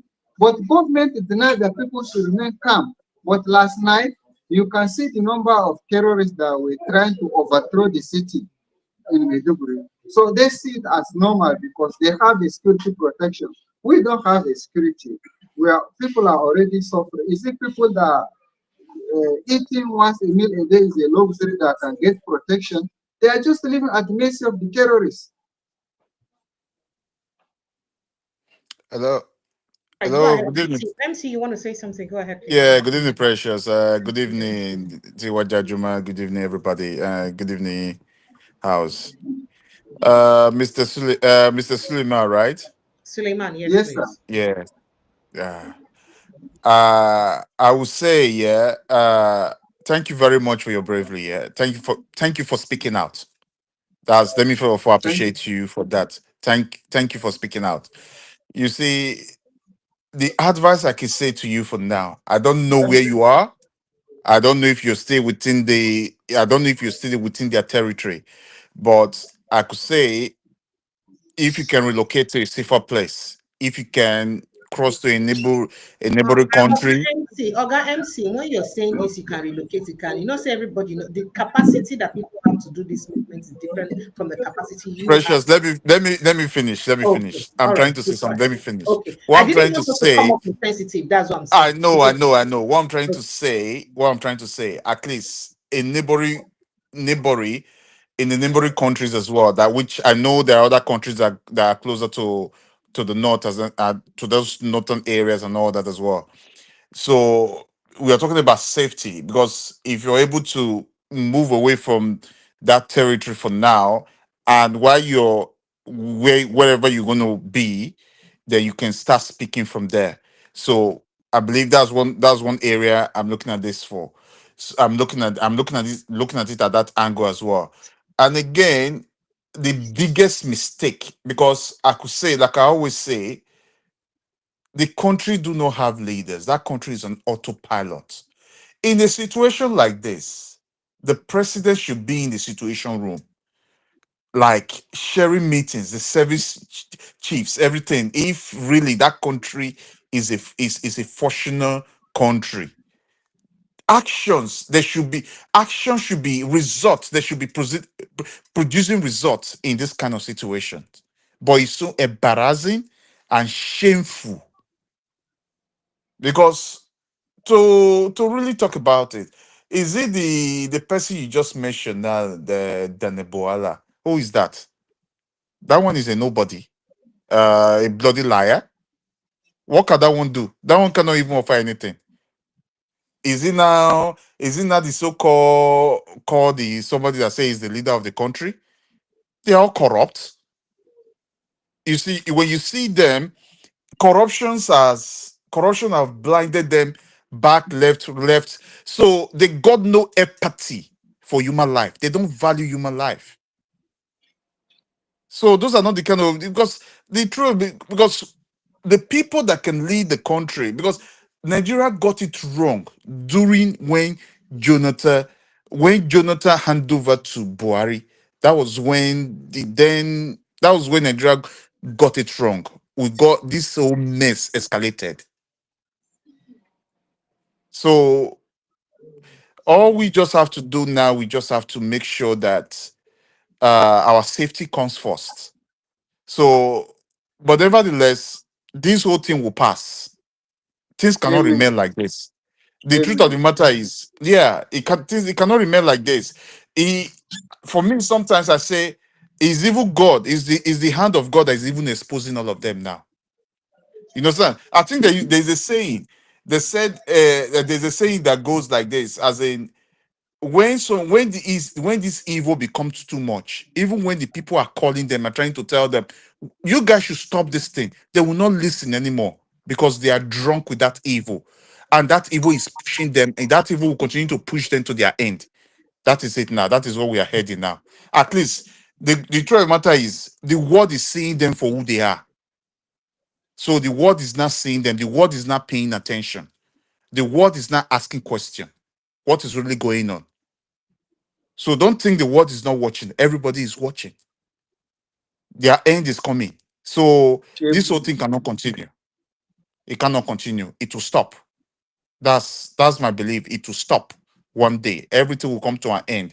And what they are trying to achieve, be rest assured, they cannot achieve it. It's not possible. So it will come to an end one day. So anybody that has anything to add can add. So yeah. right, Mr. Comparable Facts, are you there? Nigeria's phone lines are still open. Yeah, Please, you I'm can I'm here. call Agree. the WhatsApp number 0817029477. Go ahead, Comparable Facts. Yeah, greeting everybody. Especially to Mr. Suleman. My sympathy. I don't know. I don't even know what the word to use, because I'm here very very emotional about what you're going through. I mean, I'm not in Nigeria, so I can say what I can say every kind of word. I don't know how you will receive that, because what's going on in Nigeria right now. Is very unbelievable. I mean, when is this going to end? I mean, somebody's telling you to get out of there. It's not possible if we've been in Nigeria. The predicament people are going through. So all we have to do is to pray for you. Sometimes I don't even know if prayer work. Okay, I'm not trying to be a godless person, but it's very disheartening about what's going on. I'm looking at the man's face, what's going through, and you have the bravery to come out to state exactly what's happening here. It's very concerning, and it has always been like that. But let me ask you some pertinent question. What kind of support do people feel they need from the government or from the international community? Do you feel safe today than you feel 5 years ago compared Sir, to during Buhari time? okay, the thing is getting He's worse. saying that do you feel safer this today as it is right now, especially as Shetima is your brother and he's from Borno State and he's the vice president. So do you feel safer today than you used to feel during Buhari's administration?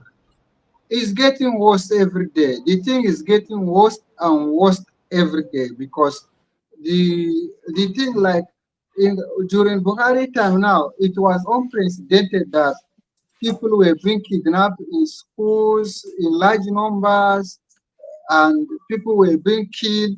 But this Tinubu time now, the number of people has increased like the number of people like the thing is getting worse and worse every day because the killing like since last week now every day we must hear killing either in Banki or Tembakutu Triangle, Wajirku, Gonori, all those places. In fact, I don't know how the terrorists are even getting the boldness to like advancing to go and overthrow militaries. Or the thing is getting worse and worse every day. There is no, you cannot differentiate that okay, this thing is getting better when people cannot return to homes in Buhari time. You cannot say things Okay. are getting better. Let me ask you again. What is the relationship So between the everything Christians, is the getting Christians and the Muslims? worse. I mean, how they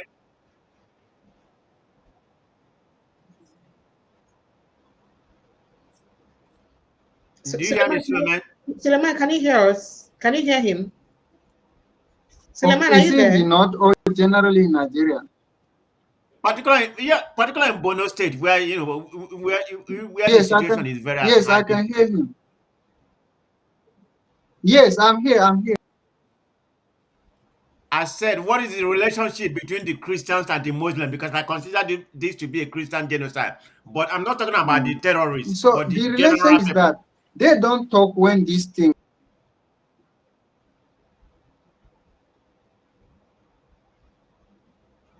Okay, Oh some of dear. them actually like our alien nation, they have empathy. Some of them, but majority of them, they don't talk when terrorists are killing. They will only talk when some people like me now begin to voice out this thing is wrong. That's when you will see their might and roaring to talk. But when terrorists were killing people and massacring people, they will say, can we change what Allah has made? That's what even the governor said in Pulka. He said it's like predestined, made to happen. We Ah, cannot stop it. And that's how kind of eh? mindset, something that is preventable, they will not shift it that. mm,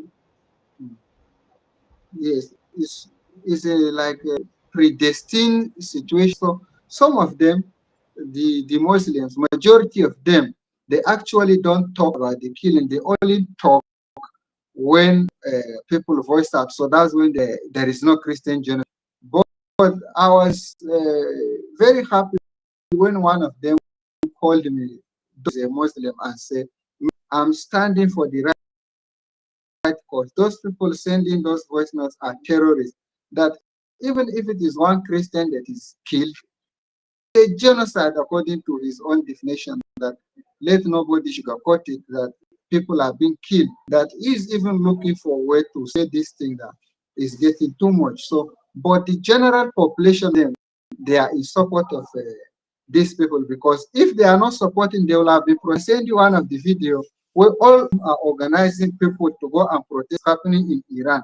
But the same people now, they have not protested about the killing of soldiers, civilians, kidnapped people. So for me, large number of them are in support of the terrorism. That's what I can say, because if they are not in support, they will have been protesting about the killing. But they are protesting on behalf of Iran, a country far away that doesn't even know they exist. You can see the kind of dangerous ideology they are showing. So, Suleiman, finally, final question, please, Precious. Let me ask him this final question. It's very important to me. What are the biggest challenge people face right now? Is it security, food, housing, or something else? Please, do you hear me? Suleiman, did you hear? Can Yes, you hear him? like What is the biggest the challenge of your yes, people I can hear in you. Gwoza? What's the Like biggest challenge? Is it fear for their life because of security, or is it that they cannot go to farm, they cannot make a okay, living, so they don't have okay. food, or what is the reason? Number one need now is security, because people cannot go to, they are in IDP camps, and if you are in IDP camps, you depend on aid to survive, and if that aid doesn't come, there is so these people are actually in danger, suffering. So the biggest challenge is also humanitarian crisis, but number one is security. All right, Mr. Mob, does that answer your question? Yeah. I mean, it does. I Yes, mean, I have so many questions, but the other people has to talk. I'm still gonna be here, so if time permit, I can ask more questions.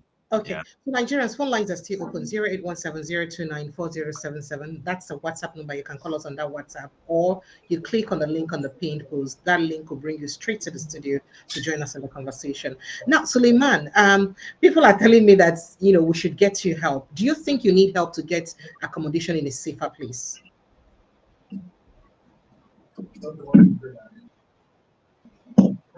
Suleiman, can you hear us?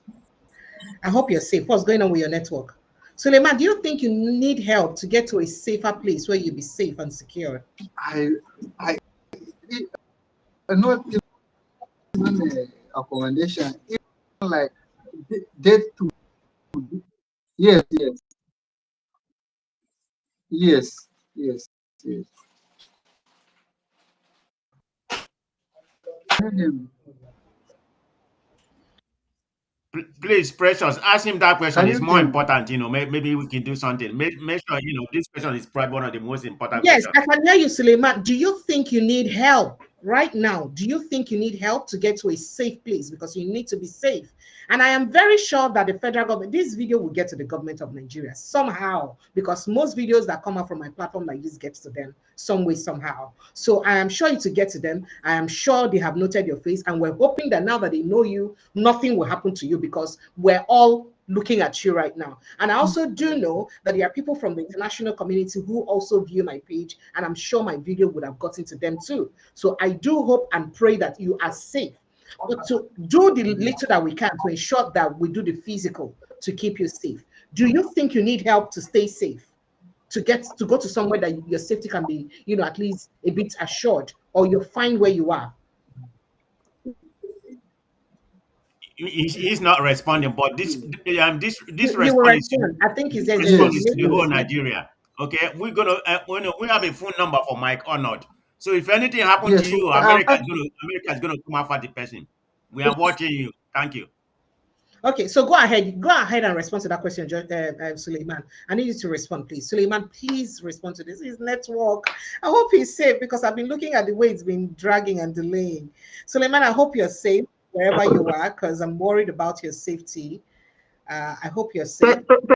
Yes, There's a Suleiman. limit. There's a limit to what the kind of information that he can give here on the platform. So let us not stretch him too far. I would think that, like Mob suggested, I mean, he has to be linked with an international organization or something that they Can can you keep guys an eye help on us with him. that? Can you guys help us with that? I mean, you guys are out there. Me, I'm in Nigeria. I'm still a local organization. So can you guys help with an international one somewhere? I mean, so we can guarantee his safety. I wouldn't want to speak with him today and hear that he's no more tomorrow, please. Yeah, what I'm saying, even right there in Nigeria, because someone who will constantly check on him to make sure that he's okay, and then raise an alarm if you see, because already his life is threatened, according to him. And these guys, when they threaten people, they don't just say it. And it's unfortunate that the Nigerian will be going through this kind of thing. Where's the government? Where's the government? I mean, where's the government? What do you mean, what do you mean? Where's the government? This is a tyrannical government. They are the one killing people.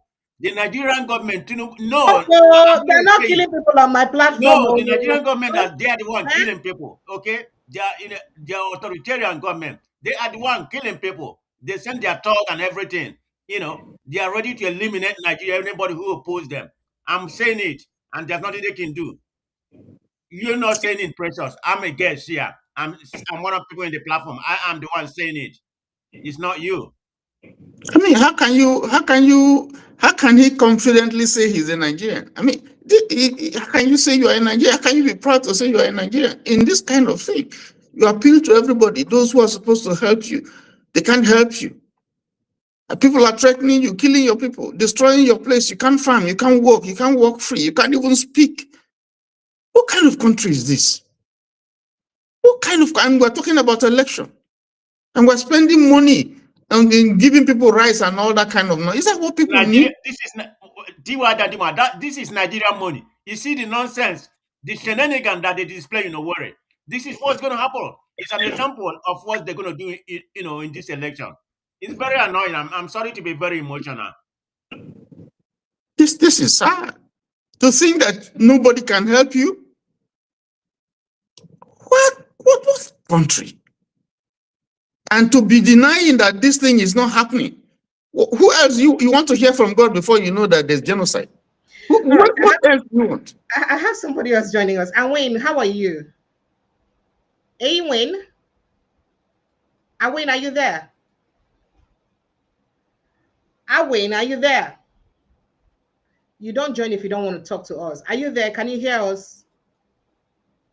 All right. So let me let you go if you're not willing to talk to us. So it was very important that I feature somebody who's lived the experience of most of the stories that we carry every day. I don't write those stories. I see them across mainstream media platforms, or see them across media platforms, see them across the social media platforms of survivors. That's how I see most of the stories I carry. And I verify any story I carry here before I carry them. I do not carry a story just for the sake of sensationalism. If you notice most of my headlines, I don't follow the sensation. I actually follow the Precious, reality of what's going on. Precious, So no, the reason no vex, make I just land my thoughts. No you vex. don't even need to tell us that. We see No, these so the things, reason we I they hear talk, these now, say a things. lot of people they talk, say most of these things where they carry need the work, no be true, it's not Who possible. they talk that one? Nigeria is safe, people are not dying, people are not displaced. People tell, I know the kind of messages I receive, and people say this to me. It's also important to know that there are people whose experience is exactly like that of Suleiman. In fact, Suleiman's experience is even a tip of the iceberg compared to some others. There are people in much more horrific condition than what Suleiman is going through. Most of those people are frightened. They can't come. I've tried to speak to most of them. I've tried to bring them on the platform to talk. They can't come. So when people keep telling me, oh, you're not going out, you're not talking to people and all that, I talk to them. But people are terrified. They can't talk. Listen, Precious. The government knows the truth about this. I don't know why they cannot come out to admit that. The nearest they have come is to say, oh, they're also killing Muslims. That's Arab nonsense. All right, so Suleiman, you're here with us now. Go ahead. There was a question that we asked you. Go ahead and respond to that question, please, if you have it.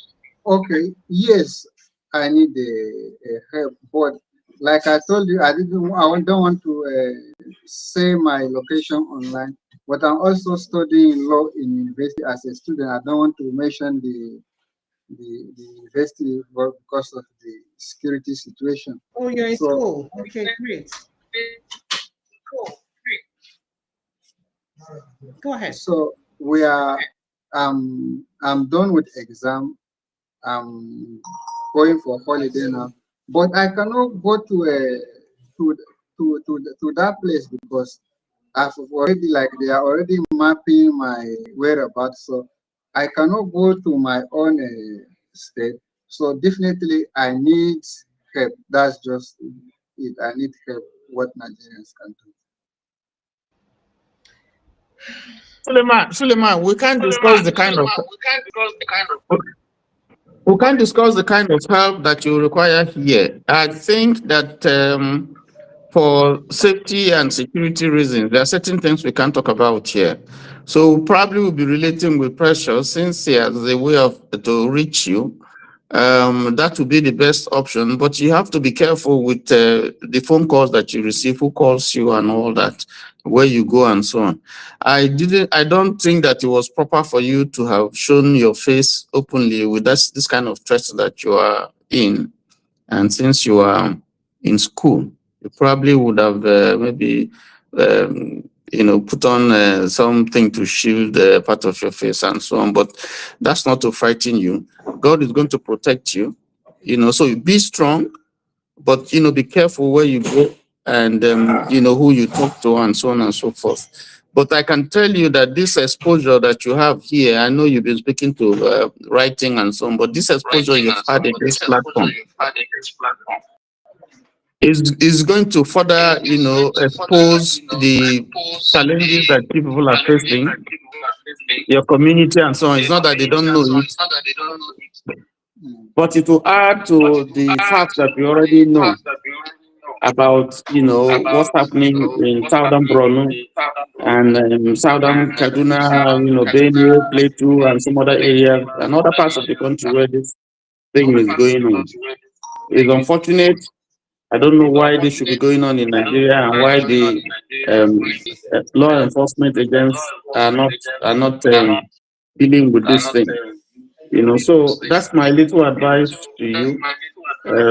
This platform is open. You can always reach Precious, and then she can communicate whatever it is to us. I think that's the best way to do it. But thank God that you're coming here and that you're giving us the privilege to hear from you. Okay, thank you so much. All right, so Suleiman, I'd like to know, other people living in your community right now, what is their condition? Those that are left, I mean, the rest of the Christians that are left in your community. Again, I want to know, is it that both the Muslims and Christians living in your communities are in trouble, or it's just the Christians that are most affected by what's going on? The target is always a Christian community. In fact, there are some communities that are enjoying relatively peace under this terrorism because they know it's their own people. They know that these terrorists are not alien. They know their parents. They know where they are coming from.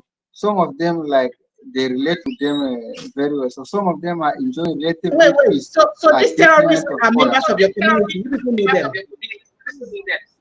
So some of those people that went to kill from Goshe are from the same community with us. Some of them are not even aliens or Kanuris. Some of them are from the same Gwoza. Okay. So wait, in Gwoza, what I know that there are different tribes, ethnic groups in Gwoza. What's the predominant ethnic group? I'm really not familiar with the topography. What's the predominant ethnic group in Gwoza? Suleiman? Okay, he's having an issue again. T.Y. Danjuma, I'm tired. I think I have to let him go. I don't know. I'm very worried. I don't know. Let him go. We can discuss, and he can reach you. You can reach him. Hopefully, we'll keep praying for him. This is the country that we have in our hands today. It's a shame. That's all. Is a shame. Is that people can be this helpless? There are so many untold stories. I mean, this is just a tip of the iceberg. There's so many untold stories, and I just hate to think that this is not the way to go.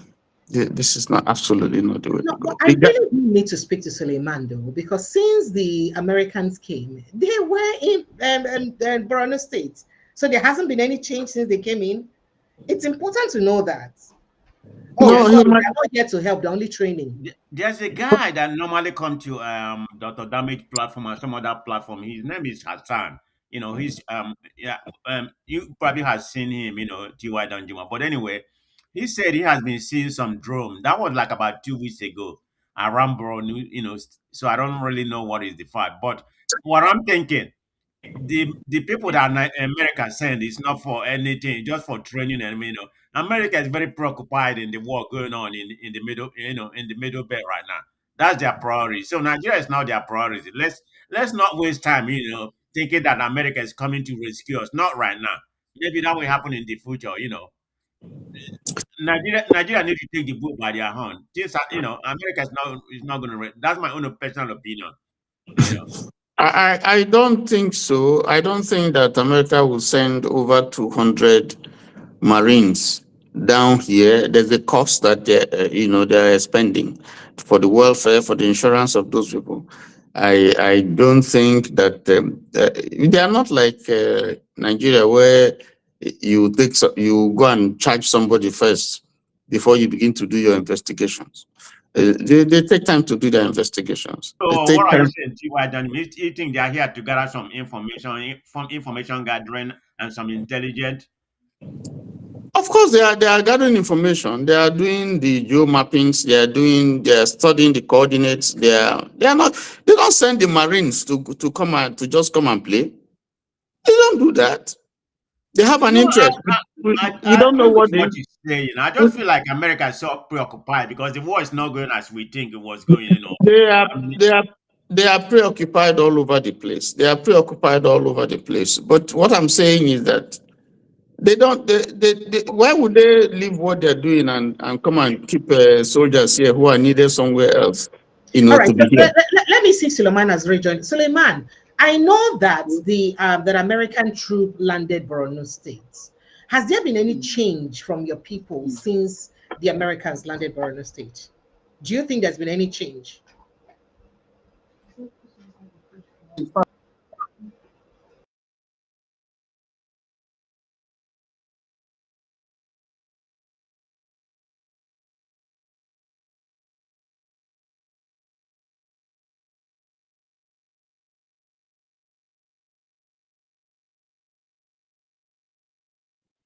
Looks like he's frozen. We can't hear you, Precious. Okay, Suleiman, I did ask a question about since the Americans came into. I know we know that Americans are in your state. Has there been any change since they came into your state? There is not any change because assuming they come as combatant now to fight, it will have brought a change. But now they say it's to train or collaborate. You cannot collaborate with the Nigerian government because Nigerian government has injected terrorists and reintegrate them to army. So some of the terrorists are even in the army. So how can you now say Nigerian army will collaborate with American soldiers to fight a terrorist when terrorists are reintegrated into army? So there has not been change except American soldiers now come for combatant by themselves without any compromise of collaborating with Nigeria, and that's when I will believe or see it. But now there has not been change. In fact, the killing has increased. That's what I'm seeing. Thank you, Suleiman. Does anyone have any more question for him before we let him go? no, maybe I have so many questions, but it's not important. It's just so heartbreaking. Looking at the man's face, what he's going through. It's just a very painful thing. The deplorable position that's happening in Nigeria. But anyway, Precious, thank you for bringing him here. So when you talk to him, the question that I pose, yeah, anything that we can do, any means necessary. Doesn't matter what it takes. Not a problem. We'll talk outside. But MC, you're still on the line. Do you have any more thing to say? I got something to You say, wanted to- yeah, because I Hmm. was waiting for you to bring me in as well because Oh, something I sorry wanted to about that. tip in. It's all right. So please, just let him know, like Mr. Mo said, yeah, any assistance, anything we can do, it should you should communicate it across. But for my concern now is his safety because with what he has reviewed this evening on this platform, honestly, if he is not good, he show his location. That's why I said at first, if it's possible for him, if he can relocate, if he can just relocate to maybe any of these other countries that are close by, then from there, so anything else, any assistance that can be passed across, let's see how he can go through. Because the truth of the matter is, can you can see like yesterday when I come across one of these the imam, how can the government budget 500 billion? 500 Just billion. help me hold your thought on that 500 billion. Hang on, no vex. Make I just take this call, yeah? No vex. Thank you. Okay. Good evening and welcome. What's your name and where are you calling from? Yeah, good evening, all. Yes, please. Precious, good evening. Yes, please. Good evening, TY, and Suleman, and everyone in the house. My name is Obi. I'm calling from Madrid State. You're welcome. It's so fortunate that what Nigeria has degenerated into. Very unfortunate. But why would anyone hear all of these sad, horrendous, terrible things coming out of Nigeria and still believe that Nigerian government is not or does not have a hand in this? Well, I would want to keep it brief. The guy that threatened Suleman, I think we can. One of the ways to do justice, I mean, from our own side, from our own side, from as normal citizens, is to at least expose the guy's picture. No, don't worry about And that. not give him That will escalate the situation. Don't worry about that. If he exposes the guy's picture, it will escalate the situation. But they escalate. But people are being killed every day. What don't we want to escalate in anymore? People are being killed, and why are we covering offenders? They just need to be brought to book. Why escalating when they've already escalated the stuff to the high heavens by killing people every day? I don't get it. To me, I feel revealing their picture would be, what we need to do. And that's it. Not give them cover. All right. Thank you. Well, thank you so much. All right. Thank you. Bye. All right. God bless you for what you do. All right. Okay. So, you were saying something. Yeah, I said I come across a video yesterday. Yeah, who says that I mean, those I played it people? here now. I played it on the show yesterday now. Oh, really? Because I think after I spoke to you guys in the afternoon, I got that engagement as well. I was really busy. I couldn't follow the other program. So what I'm trying to say is that 500 billion, yeah, just for campaign of election. Why people are suffering? Your people are dying. People are hungry. And do you know what? Yeah, I went back, yeah, to break that 500 billion down. What that 500 billion can do for Nigerians. Hello? Go Yeah. ahead. Go ahead. Go ahead. Okay. What that 500 billions can do for Nigerians. That if you're to invest that 500 billion into Nigerian economy, that 500 billion can provide hospitals. It can provide food. It can provide it can do a lot of things, roads. But these people deliberately punish the people because the people you have in the seat of power have no empathy. They are all criminals. Criminals have hijacked the country, so they do not care. They don't want to see the people. They don't want to see the people live, or they don't want to see the people prosper. So it's time. That's why I keep saying that it's time the people wake up. The people stand up and start demanding for what belongs to them. Okay, look at this now. Just look at what is happening now. Look at this young man now, who he has a very bright future ahead of him. So I could say I'm tempted to say that I agree with what the last caller just said. Now that we should expose those guys that are calling him, threatening him. If the pictures are available, we should expose them. Those pictures should be exposed so that everybody can see them. Huh? But my brother, Precious, look, Nigeria precious. are full of impunity. We Okay, see, exposing them or not exposing is not going to deter them from doing anything to him. yes, we You see know, that's what terrorists. Yeah, Nigeria is not a safe Mr. country. Mo, Mr. Mo, I agree. I agree with you. I know, like I said to you, I keep saying it that yes, Nigeria is on autopilot. There is no leaders in the country. But I'm just saying, at least everybody can put a face to them. As in, everybody can see them. These are the people committing this atrocity. I understand what you're saying, but at least we can see the victim because the guy speaking to us now is the victim. But the perpetrators, at least we can see them. We need to know who they are.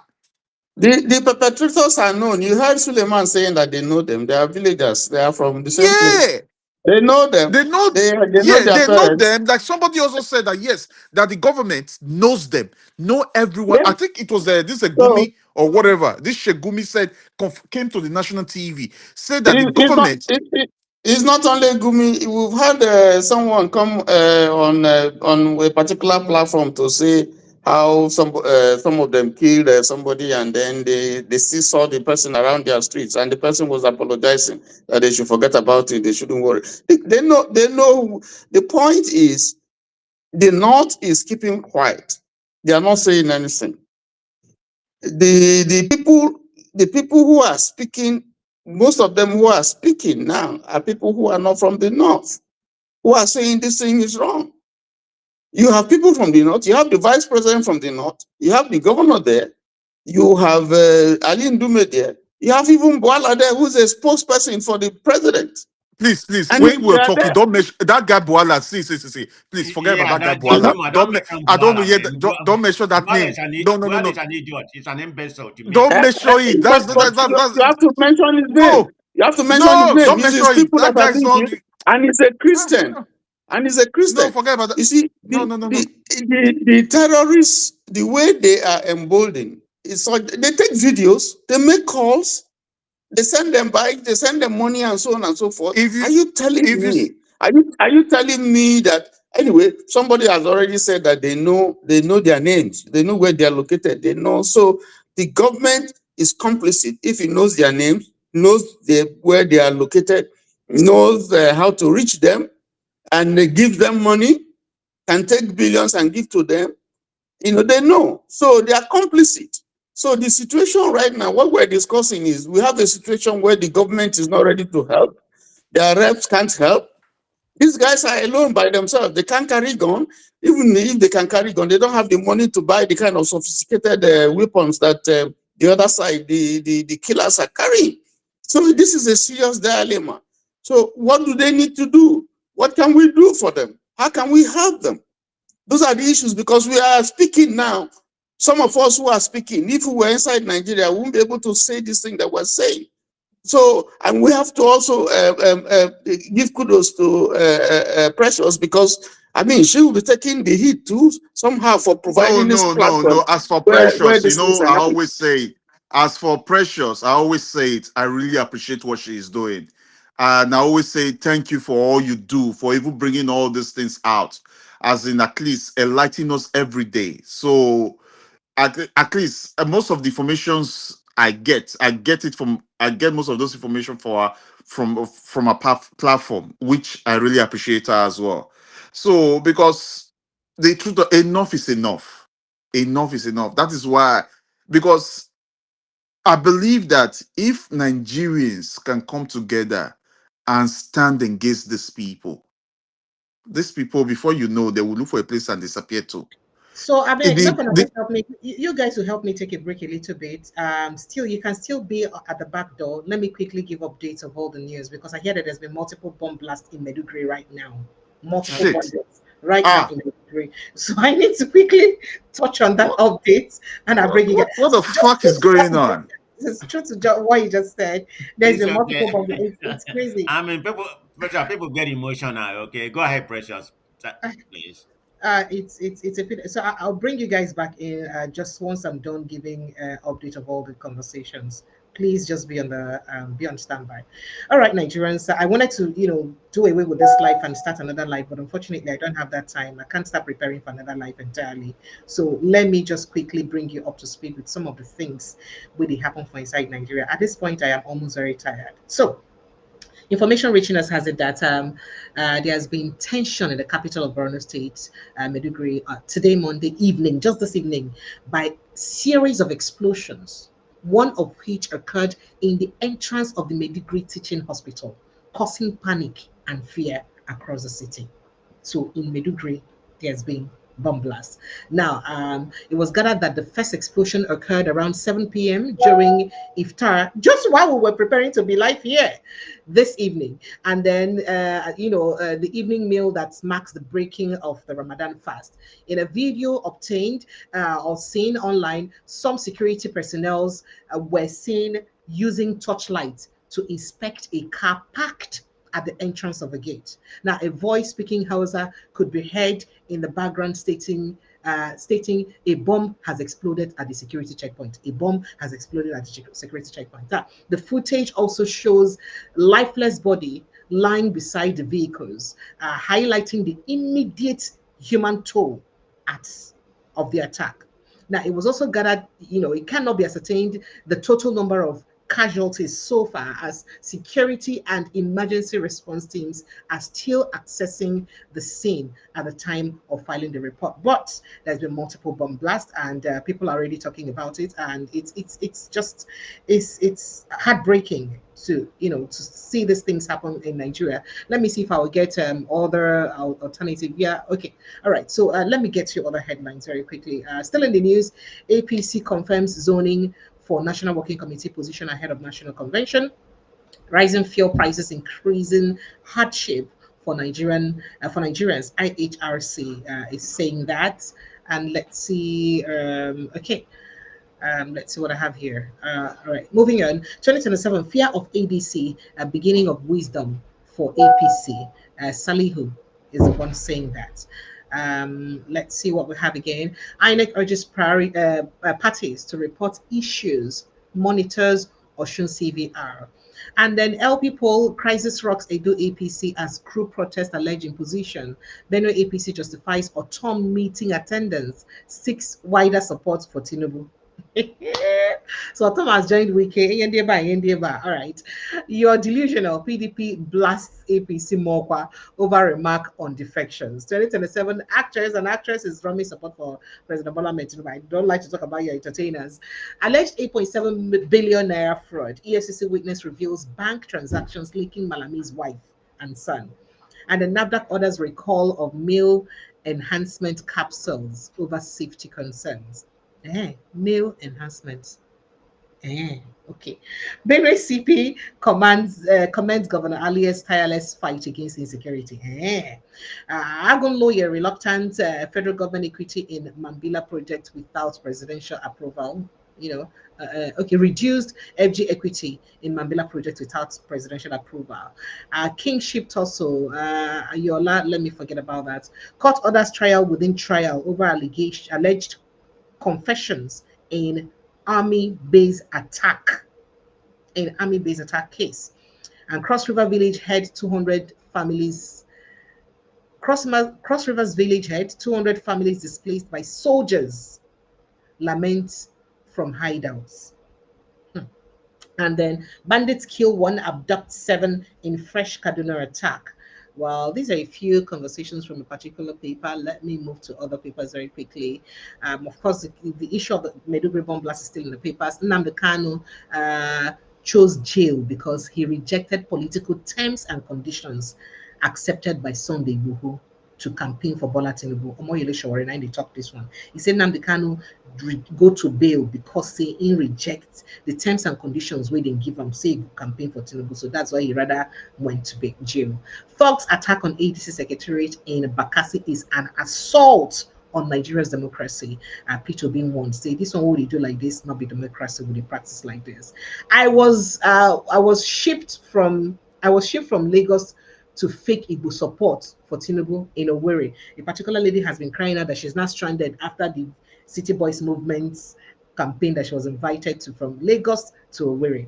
Now, FRC officers stranded roadside with accident victims' body after running out of fuel mid-response. So they went to rescue accident victims and they're stranded halfway with accidents victims' body.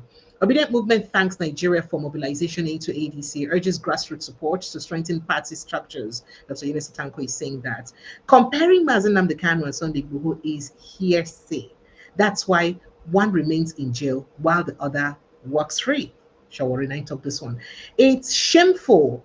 Nigerians once looked up to Obi Kubana and the rest of them, but right now we will not even know the source of their wealth. That's what they're lamenting. Now, aside Christian genocide, Nigeria is ongoing Islamic conquest in Nigeria. Oh, sorry, there is ongoing Islamic conquest in Nigeria. Mike Arnold raises alarm that aside Christian genocide, there is ongoing Islamic conquest in Nigeria. Mike Arnold raises alarm. Why is he raising alarm over this?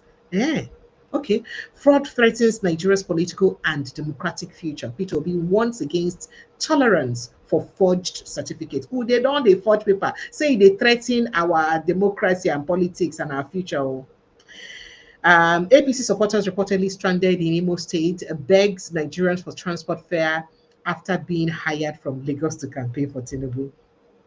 Good leadership provides jobs and security, not poverty packages. Nigerians react as Imo residents sack City Boy rally, cart away empowerment materials for Tinubu re-election bid. Several passengers confirmed injured as Abuja Kaduna train derails. In fact, it was crazy. You cannot ask citizens to fast while you feast. Peter Obi blast Bola Tinubu over lavish spending as more than 140 million Nigerians, of course, living in poverty. Nigerians warn Tinubu government against releasing captured terrorists.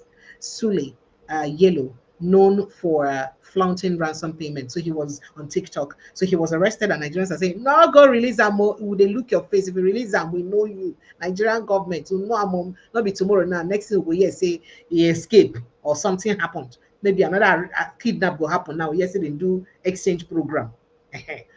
Okay. Two dead as helicopter crashes in Tema region of Ghana.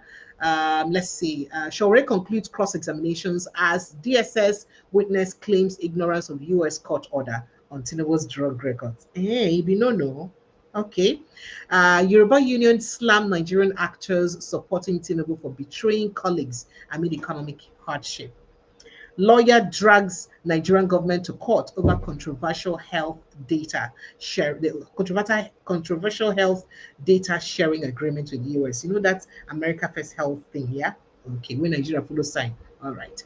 Now, multiple explosions, I told you before, rocks Maiduguri, including teaching hospital. And Nigerians are worried about this, but they still they take death, so we never know how many people who don't die yet. Nigeria Dental Technologists reject proposed amendment bill asking National Assembly to stop process. Let's see what we have here. President Tinubu wife to depart Nigeria Tuesday for UK state visit. Did I also tell you that President Tinubu received Sultan of Sokoto on a state visit yesterday? Okay. What do we have here? Nigeria, ask what you can do for your country. Okay. Two dead as helicopter. I think I told us this already. Let me see what other story. Okay. Nelan engineers killings. Ministers, Umahi breaks silence after families protest. Blames incident on Efiom Eza Efiom communal crisis. No be him cousin. ADC decries alleged plot to destabilize party, impose Tinubu's sole presidential candidate in 2027.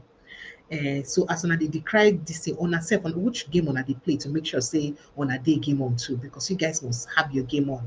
Journalist sues Nigerian police over unlawful arrest detention during Shite procession, demands 500 million damages. Islamic cleric Abdul Jabbar held at Kuje prison petitions appeal court president over plot to destroy case files.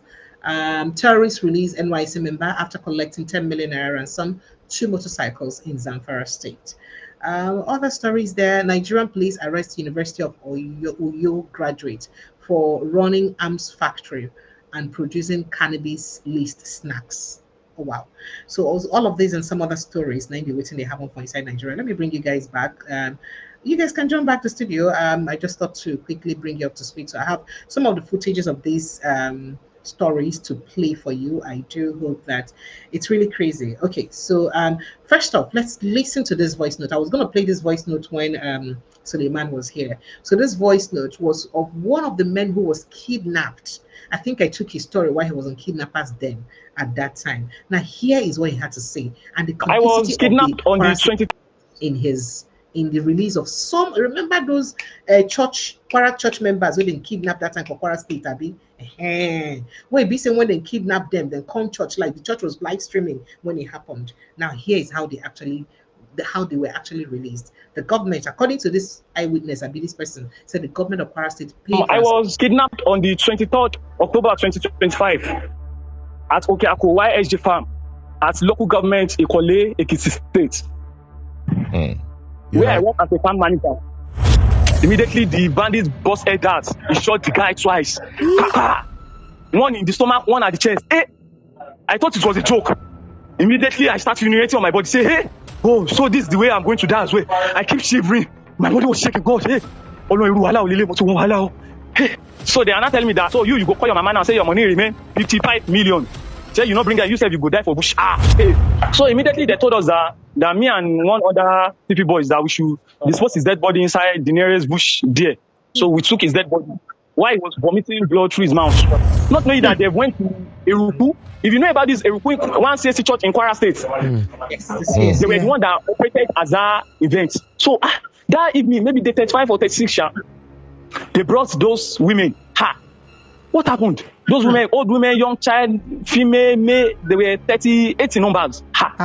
So one of the ladies were explaining to me that they were at church, that this evening they were at church, that they just see gunshots from nowhere. They are kidnappers, they came to kidnap. The girl explained to me, so they spent up to 5 days at the kidnappers den before they were eventually released. So there is a guy with us, one Fulani guy is with us, that is their errand boy.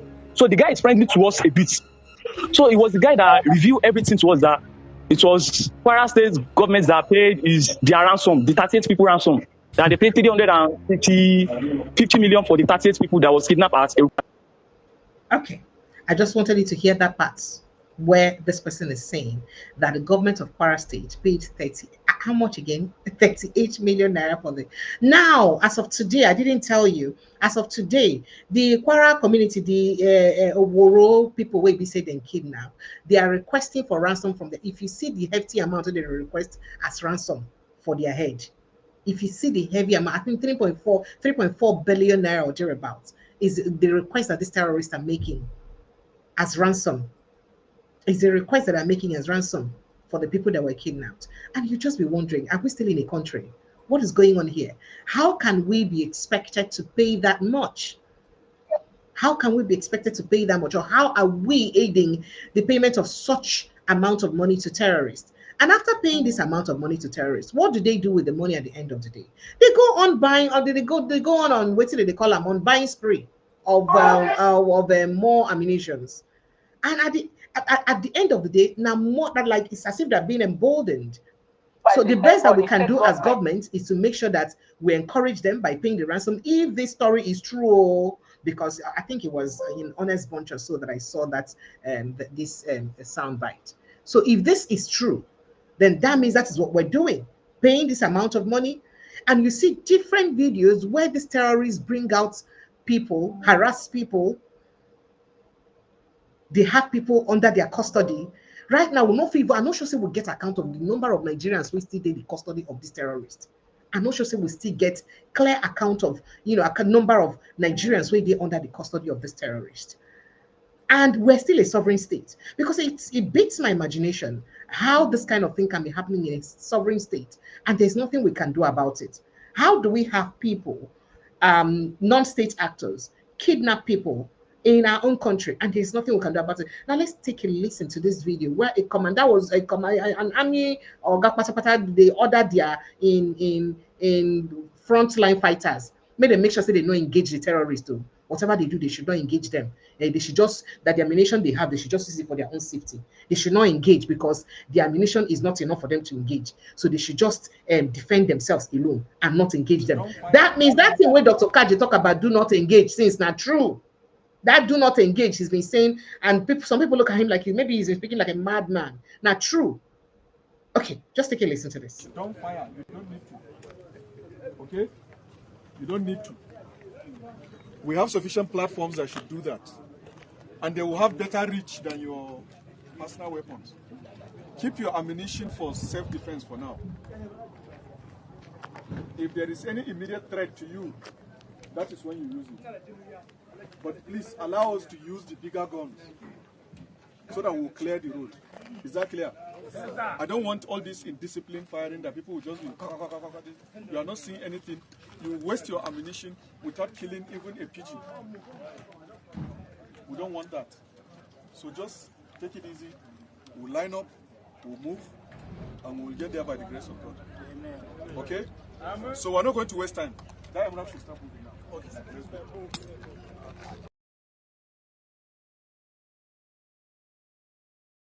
Are you shocked? Are you surprised? And I'm your Gakotapata, they telling boys them do not engage. No fire. I mean, this didn't happen recently. I think it's been a while that this happened. But it just brought back my attention to this conversation again. How long we will continue like this? How long we will continue like these people they die like this?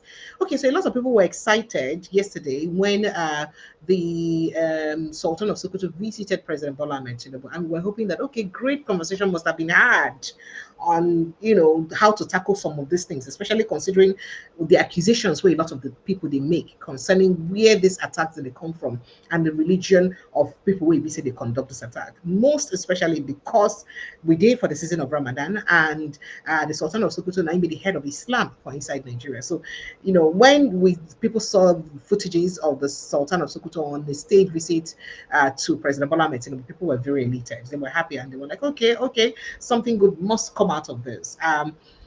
We do not know. I don't think there's any official publication as to the result of that visit yet.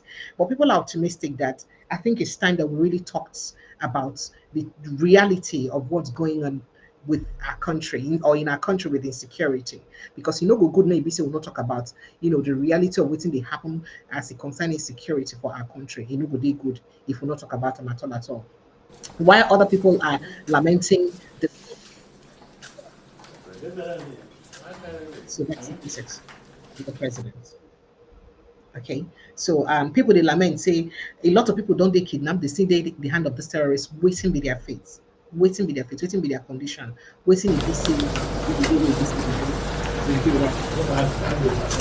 so I just thought to show you this. Then very quickly, I did also tell you that Nigerians have also been worried about the fate of some of the people we say they don't kidnap way day before terrorists. There was a particular video of people who were kidnapped, who were made to make videos, who were made to talk about their ordeal by the terrorists.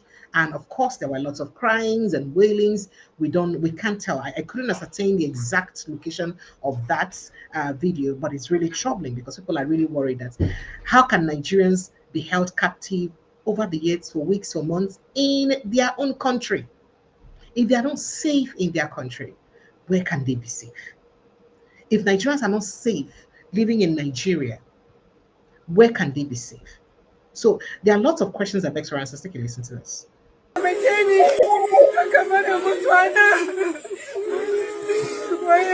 Waya shi da bayanin kawai da zaki don ki magana da kyau baban ke ji ta shiga can lafiya kai kowa yi bayanin bai yi bayanin ta aje bargon nan aje shi ki aje shi ba za ki aje ba dan bai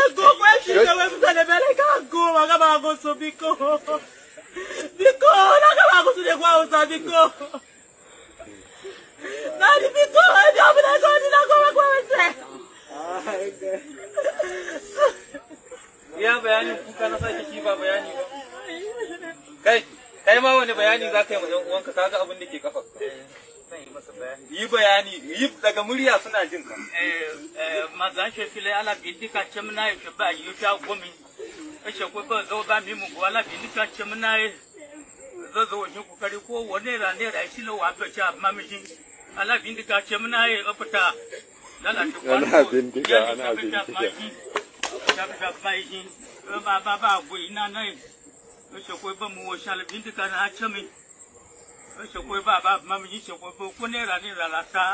daga gafan naka su gani da kyau. An harbe ka gafa. Kai ma ka daga.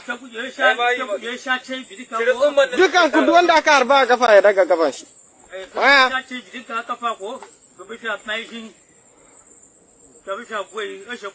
Su duba da kyau sun ga jinin kafan aiko? Don za su yi bayani su tsaya. In ba za su kawo ba, to wallahi mu ba za mu kashe su. I have to stop this now. Some Nigerians still in captivity. I can't tell if these particular people have been released yet, but this is not the ordeal of some Nigerians for inside Nigeria, you know, and this is still ongoing. Okay, well, I did tell you earlier today that there was a train derailed, and here's the footage. And it was were injured.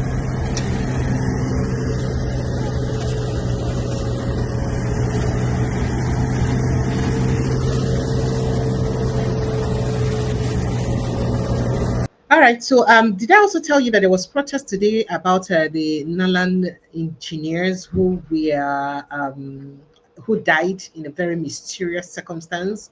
And yeah, a lot of drama happened for that. But let me also take you on some other headlines very quickly. Bandits kill one, abduct seven. I think I told you this already. Tinubu swears Inter Wayidula as Minister of State for Finance.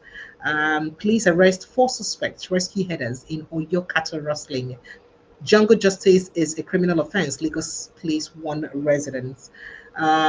Mischief makers behind alleged bandits letter to FCT communities police. So they say bandits send communities for FCT letter. Police now they send a mischief makers. But no one here say tomorrow now those people don't finally don't come on that attack. I pray make it be mischief makers, I beg. ADC alleges plot to use INEC to install Tinubu's ally as party chair. Well, I think we heard this already. Butcher stabs customer in neck over meat price in Umuahia. Okay, I told you about the Abuja Kaduna rail derailment already. Iran, US war, government orders ministries to consider remote work for public-private workers. Tinubu asked Nigerians to fast while he faced his reforms plunged more citizens into poverty. Peter Obi. There will be violence if Nigerian leaders continue to use forged certificates for elections. Peter Obi stated that too. Nigerian Muslims, others should be protected against Islamophobia. UN Secretary General Andy Talk and say Nigerian Muslims and others should be protected against Islamophobia. Aside Christian genocide, I think I already told you this. Let's move on to other issues. Let's see what we have here. Okay. Okay, yeah, Sunday Igboho. I think I played that video yesterday where he said, if you know your mother is crazy, bring Peter Obi or Atiku to campaign in Yoruba land. That's what Igboho talk. And Nigerians on the attack over that one. Thugs storming and destroying. Peter Obi has spoken about the destruction of ADC meeting in Cross River State. Aviation security operatives arrest suspected terrorists at Akure Airport. Now, this is one of the major information I wanted to have today. To the extent where we say, then catch terrorists for inside Akure Airport. You understand? And FAN released a statement. But the police is now, countering the statement that no, they were not caught anywhere near the airport and all that. People are saying, do you know what we're talking about? There may have been a plane hijack. Do you know what we're talking? It don't reach our airport. And as it reach airport now, they don't they handle and fast. So people say, okay, because you don't touch where they touch on now. And I don't they handle and sharp, Abi. Okay. It would have been crazy if you heard, if to say they succeed. Months after alleged intimidation to dump PDP, Bauchi Governor Bala Mohammed reportedly finalized ridiculous agreements with Tinubu to join APC. Bigotry, no P2B or article because after 8 years would beg him to stay back. Sunday Igboho, now they talk that one as the drum support for Tinubu. 2 Nigerian customs operatives arrested after shooting dead motorists in Osun State. It was crazy. That person is crazy. Now, Nelan engineers killing ministers. Umahi, okay, minister, I told you already that he breaks silence.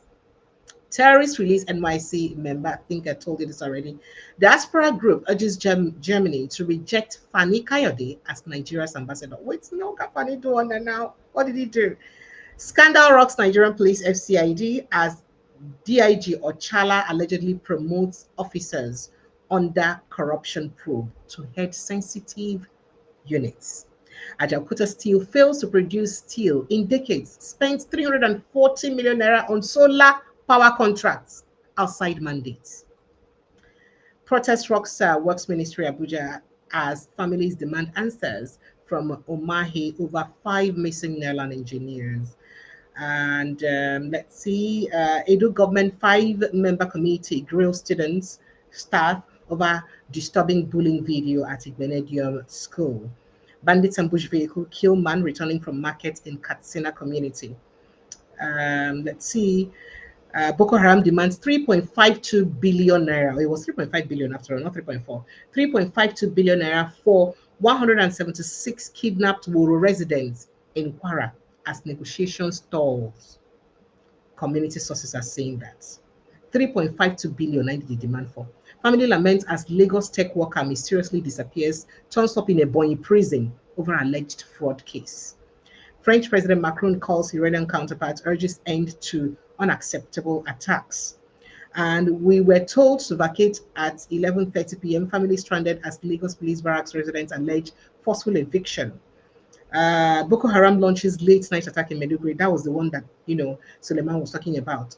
FAN military arrest 4 suspected bandits near Akure Airport after security alert. And then bandits reportedly kill Emir of Zamfara's guard in highway ambush. Well, all of the stories and more are waiting ABC to happen. Let me just bring back anybody who's willing to come back to the studio. Comparable facts, you're here. Welcome back. Welcome back, MC. Make I just Yeah. give of some of the conversations we happened By today. the Ebonyi state government under the leadership of Omahe then that we should come to his office, the 5 Nalan wives. Then we went.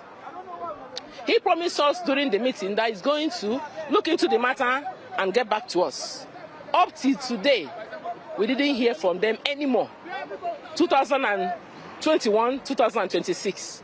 The next thing we heard that over the news, so nobody contacted me, over the news that they have been killed and buried. That they have been killed and buried by who? And we were not told who killed them. We were not told where they were buried. At a time they said we should come and carry corpses of people we don't know. Please, what we are asking for, we are calling on Nigerian government, we are calling on people, we are calling on good Nigerians to come and intervene. To come and intervene in this matter. Let them help us unravel what happened so that we will get our husbands back. Okay. All right. This now one of the Lennon wives. You can imagine your husband dying or disappearing in such mysterious circumstances till now. You still can't tell whether he's even dead or alive. Because